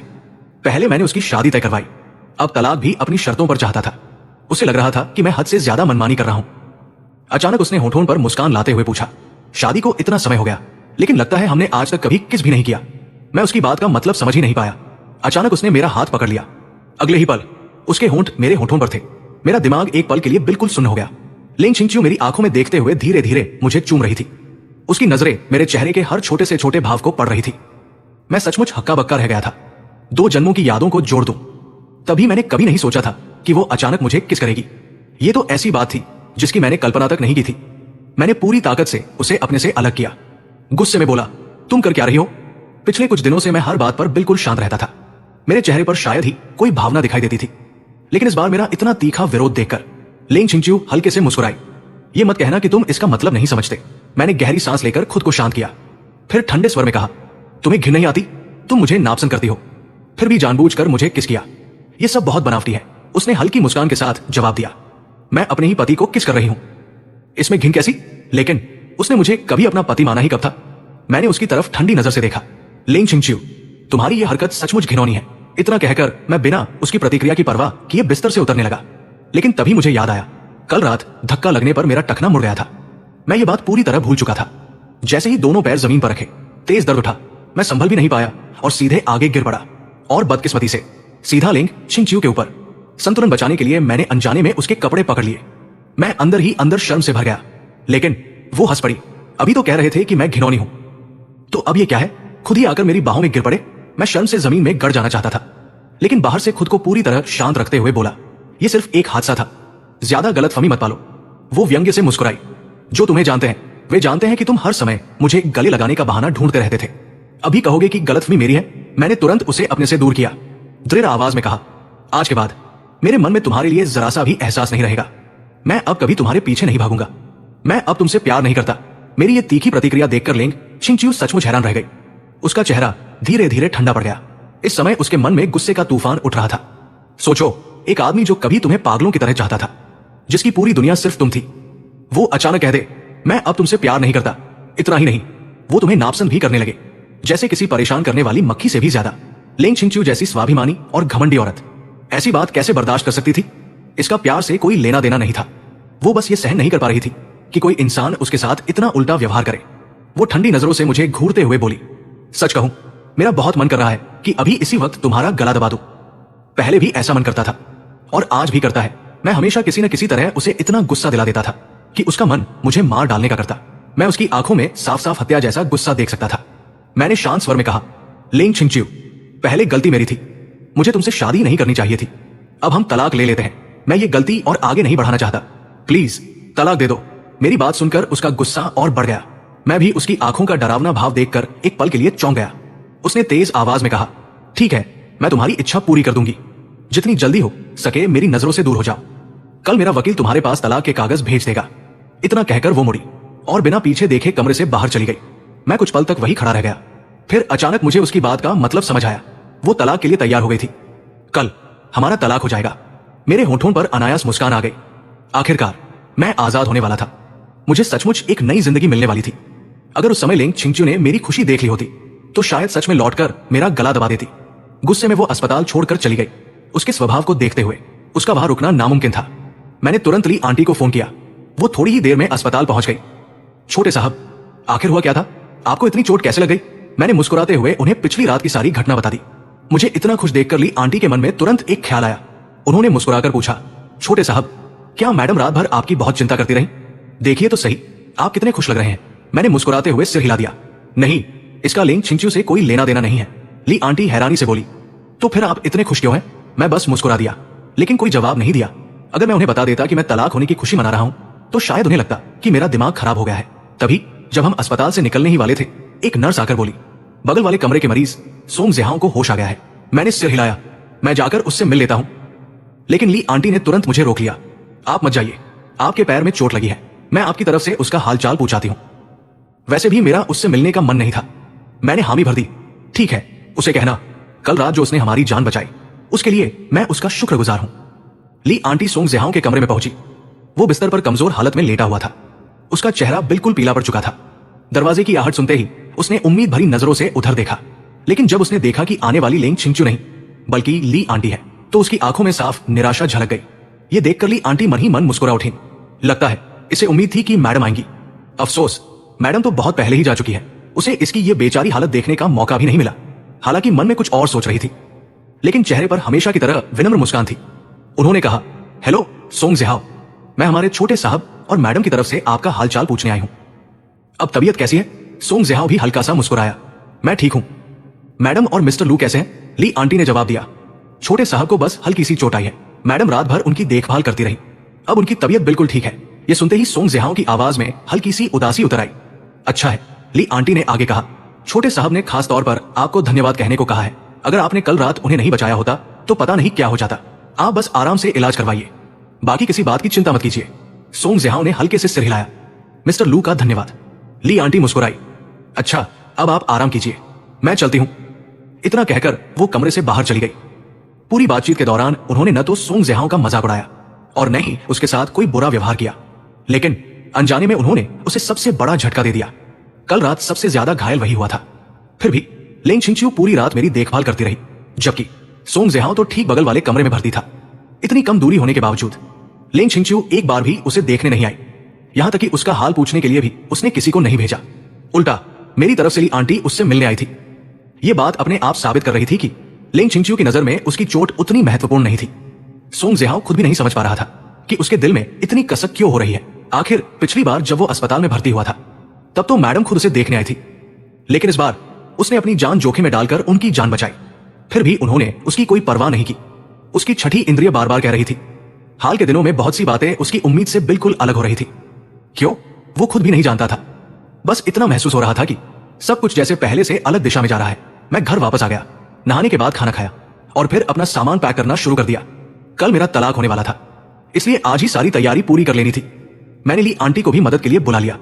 वो हैरानी से पूछने लगी, छोटे साहब, ये सब सामान क्यों बांध रहे हैं? क्या कहीं शिफ्ट होने वाले हैं? मैंने सिर हिलाया। हाँ, कल मैं यहां से चला जाऊंगा। वो चौंक गई। लेकिन क्यों? मैं उन्हें तलाक वाली बात नहीं बता सकता था। हमारे तलाक की खबर किसी भी हालत में बाहर नहीं जानी चाहिए थी। मैंने बहाना बनाया, बस कुछ दिन बाहर रहना चाहता हूं। लेकिन ली आंटी अभी उलझन में थी। अचानक बाहर क्यों जाना चाहते हैं?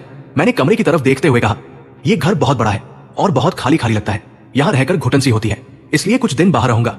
मेरी बात सुनकर ली आंटी चिंता से मुझे देखने लगी। छोटे साहब, क्या आपके और मैडम के बीच कुछ हुआ है? मैंने तुरंत सिर हिलाया। नहीं, ऐसी कोई बात नहीं है, बस थोड़ा मन बदलना चाहता हूं। और हां, दादाजी को इसके बारे में मत बताइएगा।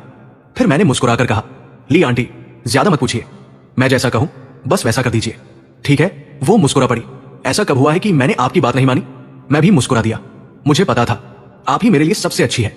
ये सुनकर ली आंटी का दिल भर आया। उन्होंने फिर कोई सवाल नहीं किया, बस चुपचाप मेरे साथ सामान समेटने लगी। वैसे भी कुछ बातें जान लेने से कोई फायदा नहीं होता। मैं ज्यादा सामान साथ नहीं ले जाना चाहता था, सिर्फ जरूरी चीजें रखी, बाकी सब यही छोड़ देने का फैसला किया। ज्यादा देर नहीं लगी, कुछ ही समय में सारी पैकिंग पूरी हो गई। मैं बिस्तर पर बैठ गया। अचानक लगा पूरा बंगला पहले से भी ज्यादा सुना हो गया है। वैसे तो यह घर मुझे हमेशा खाली खाली लगता था, लेकिन आज तो इसकी वीरानी और भी ज्यादा महसूस हो रही थी। शादी के पूरे 1 साल में मुझे इस जगह कभी घर जैसा अपनापन महसूस नहीं हुआ। शायद ये घर कभी मेरा था ही नहीं। अच्छी बात बस इतनी थी कि अभी भी मेरे पास लौटने का मौका था। यह सोचकर कि कल से मेरी नई जिंदगी शुरू होगी, मेरे मन में अजीब सी खुशी थी, साथ ही जैसे बरसों का बोझ उतर गया हो। मैं बिस्तर पर लेटा अपने भविष्य के बारे में सोचने लगा। पहले मुझे पढ़ाई से कोई मतलब नहीं था। मेरे दिमाग में हर वक्त सिर्फ लेंग छिंचियो रहती थी। इसी वजह से शादी के बाद मैंने पढ़ाई भी छोड़ दी थी। लेकिन अब मुझे दूसरी जिंदगी मिली थी। मैं उसे यूं ही बर्बाद नहीं कर सकता था। मैं दोबारा पढ़ाई करना चाहता था, लेकिन क्या पढ़ूं, यही सोचकर मैं परेशान हो गया। सच कहूं तो मुझे खुद नहीं पता था कि मुझे किस रास्ते पर चलना चाहिए। आखिर में मैंने खुद से कहा, पहले तलाक हो जाने दो, बाकी सब बाद में सोच लेंगे। उस रात लेंग छिंचियो घर नहीं लौटी। सुबह सुबह मैंने अपना सारा सामान नीचे मंगवा लिया। वैसे भी आज तलाक होना था, पहले से तैयारी कर लेना बेहतर था। मेरा सामान बहुत ज्यादा नहीं था, लेकिन फिर भी कई बड़े सूटकेस भर गए थे। उसी समय लेंग छिंचियो घर में दाखिल हुई।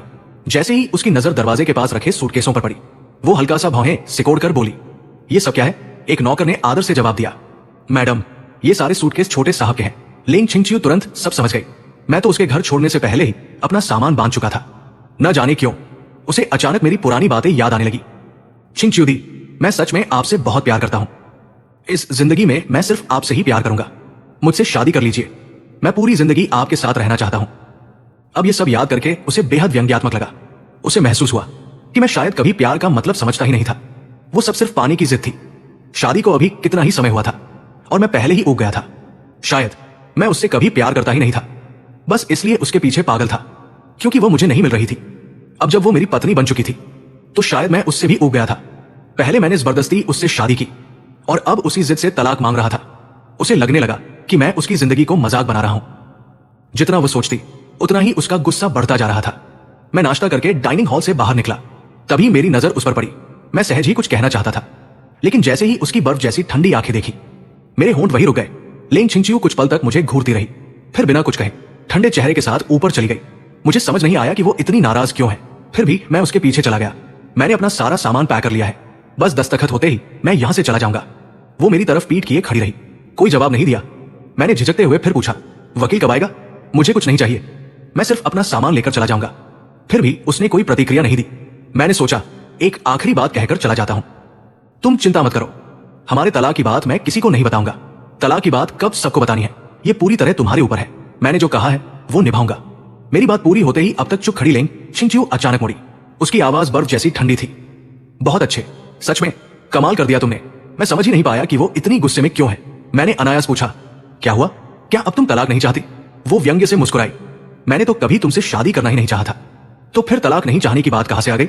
मैंने सिर हिलाया। मुझे पता है इसीलिए तो मैं इस गलती को जितनी जल्दी हो सके खत्म करना चाहता हूं। उसकी आंखों में गुस्सा और गहरा हो गया। तो तुम्हें भी पता है कि ये एक गलती थी? मैं लेंग छिंगचियो अपनी जिंदगी में कभी कोई गलती नहीं करती, और तुम मेरी जिंदगी की सबसे बड़ी और इकलौती गलती हो। आखिर तुमने मेरा पीछा क्यों नहीं छोड़ा? मुझे अपनी इस गलती का हिस्सा क्यों बनाया? तुम आखिर खुद को समझते क्या हो? मेरी आंखें हल्के से कांप उठी, दिल में गहरी टीस हुई। हाँ, ये सब मेरी ही गलती थी। मैं जानता था कि वह मुझसे प्यार नहीं करती, फिर भी मैंने जिद करके उससे शादी की। मैंने कभी उसके दिल की परवाह नहीं की। मैंने धीमे स्वर में कहा, लेंग छिंगचियो, मुझे माफ कर दो। वो ठंडी हंसी हंसी, एक सॉरी बोल देने से सब ठीक हो जाएगा? तुम जानते भी हो मैं तुमसे कितनी नफरत करती हूं। इस दुनिया में अगर कोई इंसान मुझे सबसे ज्यादा नापसंद है तो वो तुम हो। मेरा चेहरा सफेद पड़ गया। लगता है मैं सचमुच बहुत बुरा इंसान था, इतना कि कोई मुझसे इतनी नफरत करे। मैंने धीरे से कहा, अब मैं कुछ भी ठीक नहीं कर सकता, नहीं बीती बातें बदल सकता हूं। मैं सिर्फ तुम्हें आजाद कर सकता हूं। अगर तुम्हारी कोई और इच्छा है तो बताओ, मैं वह भी कर दूंगा। उसने बिना किसी भावना के कहा, अभी इसी वक्त मेरी नजरों से दफा हो जाओ और फिर कभी मेरी आंखों के सामने मत आना। मैं कुछ पल चुप रहा, फिर सिर हिलाया। ठीक है, मैं कोशिश करूंगा कि अब कभी तुम्हारे सामने ना आऊं। इतना कहकर मैं मुड़ गया और शांत भाव से बाहर निकल गया। मुझे इतनी आसानी से जाते हुए देखकर लेंग छिंगचियो के भीतर का गुस्सा और भड़क उठा। ये आदमी पहले मेरी पूरी जिंदगी उलट-पुलट कर गया और अब ऐसे जा रहा है मानो कुछ हुआ ही ना हो। उसे लग रहा था, आखिर ये हमेशा अपनी मर्जी क्यों चलाता है? जितना वो सोचती उतनी ही ज्यादा नाराज होती जा रही थी। मैं उदास चेहरे के साथ नीचे उतरा। ली आंटी ने मुझे देखते ही पूछा, छोटे साहब क्या हुआ? मैंने धीरे से कहा, ली आंटी चलते हैं अभी। उन्होंने चिंता से पूछा, आपका और मैडम का फिर झगड़ा हुआ है क्या? मैंने सिर हिलाया, नहीं बस अब निकलते हैं। ली आंटी ने मन ही मन आह भरी। मेरी शादी कितनी दुखद थी, वो सब कुछ अपनी आंखों से देखती आई थी, लेकिन ये मेरी जिंदगी थी, उसमें दखल देने का उन्हें कोई हक नहीं था। नौकरों ने सारे सूटकेस कार में रख दिए। मैं कार के दरवाजे पर खड़ा होकर आखिरी बार उस बंगले को देखने लगा। दिल में कई तरह की भावनाएं थी, लेकिन उनमें जरा भी मोह नहीं था। कारण चाहे जो भी रहा हो, अब मेरे दिल में लेंग छिंगचियो के लिए कोई भावना नहीं बची थी। यही सब कुछ खत्म हो जाना चाहिए। वैसे भी वो कभी मुझसे प्यार नहीं करती थी। एक असफल शादी शायद उसकी जिंदगी पर कोई असर भी नहीं डालेगी। आखिर वो इतनी सफल, इतनी सम्मानित और इतनी मजबूत औरत थी। उसके लिए ये बस एक छोटा सा हादसा होगा। कुछ देर बाद कार चल पड़ी। पूरे रास्ते मैं चुप बैठा रहा। आखिर ली आंटी से रहा नहीं गया। उन्होंने धीरे से पूछा, छोटे साहब आप सच में ठीक है ना? मैंने खिड़की के बाहर देखते हुए कहा, ली आंटी क्या मैंने लेंग छिंगचियो से शादी करने की जिद करके बहुत बड़ी गलती की थी? वो एक पल के लिए चुप रह गई, फिर बोली, लेकिन छोटे साहब यही तो आपका सबसे बड़ा सपना था। मैं कड़वी मुस्कान के साथ बोला, लेकिन मैंने कभी उसके दिल के बारे में नहीं सोचा। वो मुझसे प्यार ही नहीं करती थी। मैं खुद पर हंस पड़ा। अब समझ आया वो मुझसे इतनी नफरत क्यों करती थी और पिछले जन्म में मैंने अपनी जिंदगी क्यों बर्बाद कर ली। ली आंटी कुछ देर सोचती रही, फिर बोली, मैडम के मन में क्या था मैं नहीं जानती, लेकिन उनका स्वभाव सब जानते हैं। वो जो नहीं करना चाहती उन्हें कोई मजबूर नहीं कर सकता। उस समय उन्होंने आपसे शादी की तो शायद उसके पीछे उनका भी कोई कारण रहा होगा। उनकी बात सुनकर मैं अचानक सोच में पड़ गया। सही तो कह रही है, अगर लेंग छिंगचियो सचमुच शादी नहीं करना चाहती तो कोई भी उसे मजबूर नहीं कर सकता था। वो चाहती तो सगाई के बाद शादी की तारीख टालती रहती, फिर आराम से रिश्ता भी तोड़ सकती थी, लेकिन उसने ऐसा नहीं किया। उसने आखिरकार मुझसे शादी कर ली। मैंने इस बारे में पहले कभी सोचा ही नहीं था। मैं हमेशा यही मानता रहा कि उसे जबरदस्ती मुझसे शादी करनी पड़ी, लेकिन यह बात पूरी तरह सही नहीं लग रही थी। हाँ, वो मुझसे नफरत करती थी और उसने खुद कहा था कि उसने कभी मुझसे शादी करने के बारे में सोचा भी नहीं था। तो फिर उसने शादी क्यों की? क्या वो मुझसे प्यार करती थी? ये सोचते ही मैंने तुरंत उस ख्याल को झटक दिया। नामुमकिन। तो फिर असली वजह क्या थी? मैं इसी सोच में डूबा था कि अचानक मेरा फोन बज उठा। स्क्रीन पर नाम देखकर मैं चौंक गया, लेंग छिंगचियो। मैंने तुरंत कॉल उठाई। दूसरी तरफ से उसकी ठंडी आवाज आई, कहा हो? मैं एक पल के लिए हैरान रह गया। अभी तो उसने खुद मुझे जाने के लिए कहा था। मैंने जवाब दिया, रास्ते में हूं। क्या अब तलाक के कागजों पर साइन करने हैं? उसने ठंडे स्वर में कहा, 5 मिनट के अंदर वापस आ जाओ। इतना कहकर उसने बिना कुछ और बोले फोन काट दिया। मैं समझ नहीं पाया कि वो आखिर चाहती क्या है। क्या सचमुच अब दस्तखत होने वाले हैं? मैंने तुरंत ड्राइवर से कहा, गाड़ी वापस मोड़ो। हम ज्यादा दूर नहीं गए थे, इसलिए कुछ ही मिनटों में वापस बंगले पहुंच गए। मुझे लगा था कि उसने मुझे तलाक के कागजों पर साइन कराने के लिए बुलाया है। मैं ऊपर गया और बेडरूम का दरवाजा खोला, लेकिन वो बाथरूम में नहा रही थी। मैंने दरवाजे पर दस्तक दी, मैं वापस आ गया हूं। क्या अब साइन करने हैं? अंदर से कोई जवाब नहीं आया। मेरे पास बाहर इंतजार करने के अलावा कोई रास्ता नहीं था। करीब 10 मिनट बाद बाथरूम का दरवाजा खुला। लेंग छिंगचियो हल्के रंग का बाथरोब पहने बाहर आई। उसकी गोरी त्वचा पर नहाने की ताजगी साफ झलक रही थी। उसकी खूबसूरत और आकर्षक काया किसी का भी दिल धड़का सकती थी। मैं पहले उस पर पागलों की तरह क्यों फिदा था, अब यह बात पूरी तरह समझ आती थी। उसकी हैसियत को एक तरफ रख भी दे तो सिर्फ उसका चेहरा और उसकी खूबसूरती ही किसी को भी दीवाना बनाने के लिए काफी थी। वो किसी मोहिनी से कम नहीं लग रही थी। उसकी हर अदा लोगों का दिल चुरा लेने वाली थी। मैं बचपन से ही बड़े बड़े लोगों के बीच पला बढ़ा था। खुद भी देखने में कम आकर्षक नहीं था। घर परिवार और रुतबा भी किसी से कम नहीं था।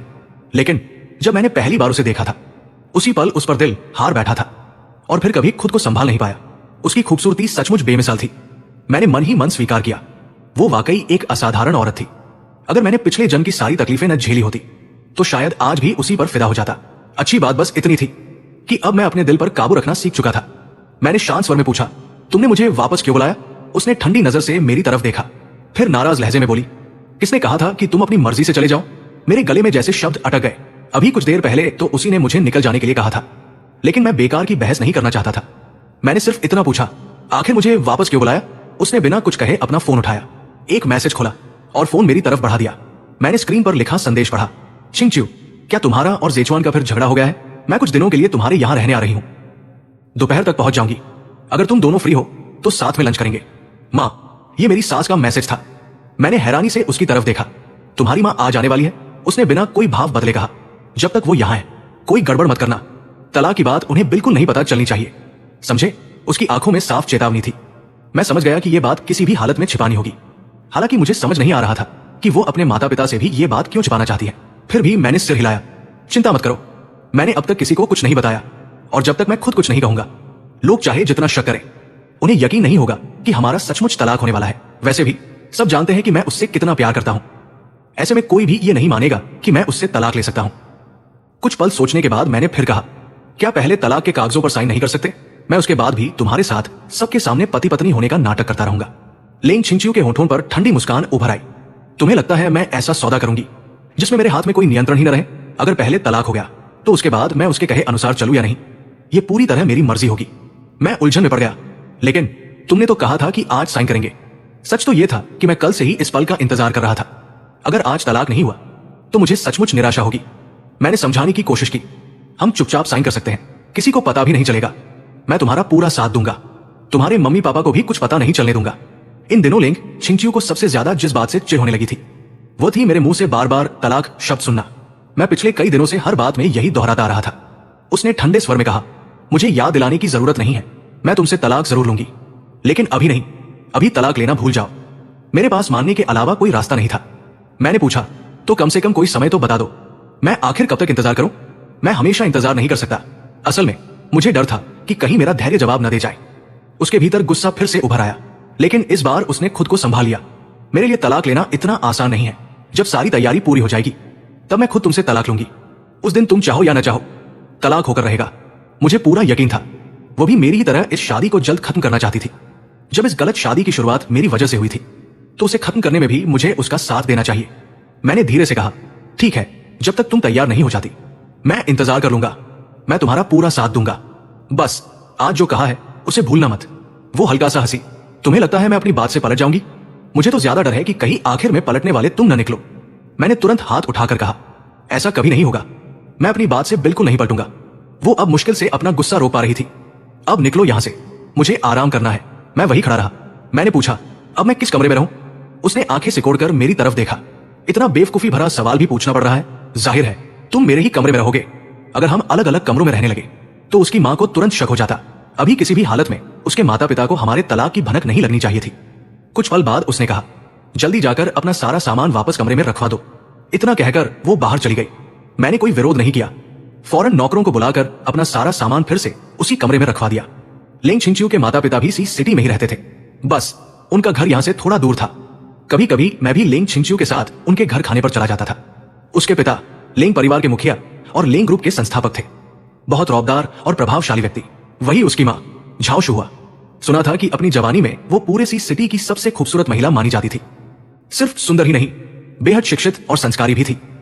लेंग छिंगच्यू ने अपने माता पिता की हर अच्छी बात विरासत में पाई थी। वो सचमुच हर मायने में परफेक्ट लगती थी।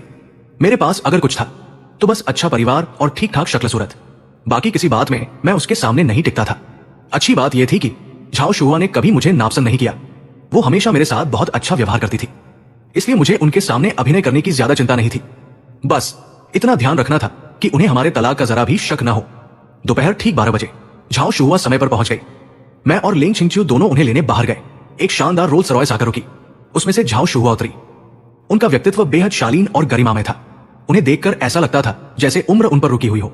करीब 60 साल की होने के बावजूद वो मुश्किल से 40 साल की लगती थी। उनकी त्वचा और फिटनेस देखकर कोई भी दम रह जाए। मैं मन ही मन उनकी बहुत इज्जत करता था। लेंग छिंगचियो ने आदर से कहा, मां। हालांकि उसके चेहरे पर हमेशा की तरह कोई भाव नहीं था। मैंने भी मुस्कुराकर कहा, मां। झाओ शुहुआ ने तुरंत बनावटी नाराजगी दिखाई। क्या बात है, मां को देखकर तुम दोनों जरा भी खुश नहीं हुए? हर समय इतना गंभीर चेहरा क्यों बनाए रखते हो? जरा मुस्कुराया भी करो। उदास चेहरे बिल्कुल अच्छे नहीं लगते। फिर उन्होंने प्यार से शिकायत की, कितने दिन हो गए तुम दोनों घर नहीं आए? हर बार मुझे ही बुलाना पड़ता है। मैं कुछ बोल ही नहीं पाया। वो हंस पड़ी। ठीक है, मुझे पता है छिंगचियो आजकल बहुत बिजी रहती है। और अचुआन, तुम्हें तो बस मेरी बेटी ही दिखाई देती है। मां याद ही कहां रहती है?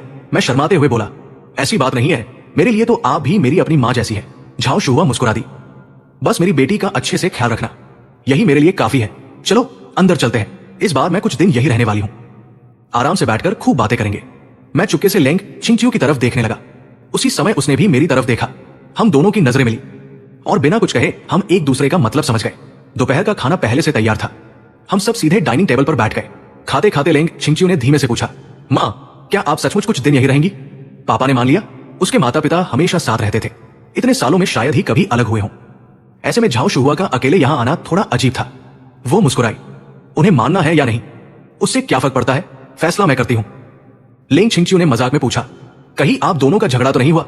झाओ शुहुआ ने प्यार से उसके सिर पर हल्की सी चपत लगाई। कैसी बेकार बातें करती हो, मैं तो इसलिए आई हूं कि कहीं तुम दोनों के रिश्ते में कोई दिक्कत ना आ जाए। असल में उनके आने की असली वजह कुछ और थी। वो हमारी शादीशुदा जिंदगी में दखल देने नहीं आई थी, बल्कि उन्हें अपने नाती नातिन की इतनी बेसब्री से प्रतीक्षा थी कि अब उनसे इंतजार नहीं हो रहा था। हमारी शादी को इतना समय हो चुका था, लेकिन लेंग छिंगचियो अब तक मां नहीं बनी थी। इसलिए उन्होंने तय किया था कि कुछ दिन हमारे साथ रहकर किसी तरह हमें बच्चा करने के लिए प्रेरित करें। लेकिन न मुझे इसका पता था और नहीं लेंग छिंगचियो को। हम दोनों तो यही समझ रहे थे कि बस उनके सामने पति पत्नी होने का नाटक ठीक से निभाना है। दिन भर लेंग छिंगचियो ऑफिस में रही। रात काफी देर से वो कमरे में लौटी। दरवाजा खोलते ही उसकी नजर बिस्तर पर सोए हुए मुझ पर पड़ी। कमरे में हल्की सी गुलाब की खुशबू फैली हुई थी। वो अपने कपड़े लेकर बाथरूम में चली गई। असल में मैं सोया नहीं था, बस उसका सामना नहीं करना चाहता था, इसलिए सोने का नाटक कर रहा था। कुछ देर बाद वो नहाकर बाहर आई। बिस्तर के किनारे बैठी। मैं उसकी तरफ पीठ किए लेटा था, लेकिन मुझे महसूस हो गया कि वो भी मेरे बगल में आकर लेट गई है। वो भी मेरी तरफ पीठ करके लेट गई। कुछ ही देर बाद कमरे की लाइट बंद हो गई। चारों ओर अंधेरा छा गया। तब जाकर मैंने राहत की सांस ली और सचमुच सोने की कोशिश करने लगा। मैं आमतौर पर उसे छूता नहीं था, सिवाय उन मौकों के जब उसे खुद मेरी जरूरत होती या दोनों का मूड अच्छा होता। बाकी समय लेंग छिंगचियो किसी तपस्विनी की तरह रहती थी। उसे जरा भी चिंता नहीं थी कि मैं जबरदस्ती कुछ करूंगा, क्योंकि अगर वो मना कर देती तो मैं कभी उसकी इच्छा के खिलाफ उसे छूता भी नहीं था। वो आराम से सो गई। मुझे भी लगा था कि जल्दी नींद आ जाएगी, लेकिन कमरे में फैली गुलाब की खुशबू जाने क्यों बार बार उसके नर्म एहसास की याद दिला रही थी। धीरे धीरे मेरा शरीर बेचैन होने लगा। आंखें बंद करते ही पुरानी यादें और भी साफ होकर सामने आने लगी। 18 साल की उम्र से ही मैं उसे जानता था और तब से मैं एक पागल आशिक की तरह उसके पीछे घूमता रहा। हर दिन उससे अपने प्यार का इजहार करता और हर बहाने उसके करीब रहने की कोशिश करता। दूसरी तरफ लेंग छिंगचियो की दुनिया में सिर्फ काम था। उसे पुरुषों में कभी खास दिलचस्पी नहीं रही। उसे लगता था कि जितने भी लड़के उसके पीछे आएंगे वे सब मेरी तरह ही होंगे, इसलिए वो हमेशा उनसे दूरी बनाकर रखती थी। ऊपर से उस समय कंपनी का काम भी इतना ज्यादा था कि उसके पास किसी दूसरे आदमी को जानने समझने का समय ही नहीं था। और अगर कभी कोई उसके करीब आने की कोशिश भी करता तो मेरी मौजूदगी देखकर खुद ही पीछे हट जाता था। भले ही कोई दूसरा आदमी उसके करीब आने की कोशिश करता, मेरी वजह से वो डरकर खुद ही पीछे हट जाता था। यही कारण था कि आज तक उसकी जिंदगी में कोई पसंदीदा पुरुष नहीं आया। मैं ही उसकी जिंदगी का पहला और इकलौता पुरुष था जिसने उसे छुआ था। लेकिन शादी के बाद मुझे पता चल गया कि वह मुझसे बेहद नफरत करती है, इसलिए मैंने खुद को बहुत रोक कर रखा। बहुत कम ही उसे छूता था। लेकिन आज रात न जाने क्यों अपनी इच्छाओं पर काबू पाना मुश्किल हो रहा था। बार बार मेरे दिमाग में लेंग छिंगचियो का ख्याल आने लगा। उसका नाजुक और मुलायम शरीर, जब भी उसे छुआ था वो एहसास आज तक उतनी ही साफ याद था। सबसे गहरी याद उस दिन की थी जब पार्टी के मेकअप रूम में मैंने उसे अपनी बाहों में लिया था। अजीब बात यह थी, उस दिन मैंने सिर्फ उसे एक पल के लिए गले लगाया था, लेकिन उस एक पल का एहसास हमारे पति पत्नी बनने के बाद के किसी भी स्पर्श से कहीं ज्यादा गहरा था। उस दिन उसकी नरम कमर को छूते समय उंगलियों पर जो एहसास रह गया था वो आज तक नहीं भूला था। उन्हीं बातों को सोचते सोचते मेरी उंगलियां जैसे फिर उसी एहसास को महसूस करना चाहने लगी। अनजाने में मेरा हाथ भी हल्का सा हिल गया, जैसे मैं उसके पास लेटी औरत को अपनी तरफ खींच लेना चाहता हूं। लेकिन ऐसा नहीं हो सकता। हम जल्द ही तलाक लेने वाले हैं। अब मैं उसे दोबारा नहीं छू सकता, वरना हमारा रिश्ता और भी उलझ जाएगा। मैं अच्छी तरह जानता था, चाहे मन कितना भी क्यों न करे, अब मुझे खुद को रोकना ही होगा। मैं झटके से करवट बदलकर लेट गया, बेचैनी में आंखें बंद कर ली और खुद को जल्दी सोने के लिए मजबूर करने लगा। उसी समय नींद में डूबी लेंग छिंगचियो भी मेरी तरफ करवट बदलकर लेट गई। बिना पीछे देखे ही मुझे महसूस हो गया, अब वो मेरे और भी करीब आ गई है। उसके शरीर से आती हल्की सी स्त्री सुगंध साफ महसूस हो रही थी। ऐसा लग रहा था अगर मैं बस पलट कर देखूं तो उसका चेहरा मेरे बिल्कुल सामने होगा। बड़ी मुश्किल से शांत हुई बेचैनी फिर सिर उठाने लगी, और इस बार पहले से भी ज्यादा तीव्र, मानो किसी भी तरह उसे दबा पाना नामुमकिन हो। कमरे में ऐसी चल रहा था, फिर भी मुझे लग रहा था कि तापमान लगातार बढ़ता जा रहा है। मेरा पूरा शरीर तपने लगा।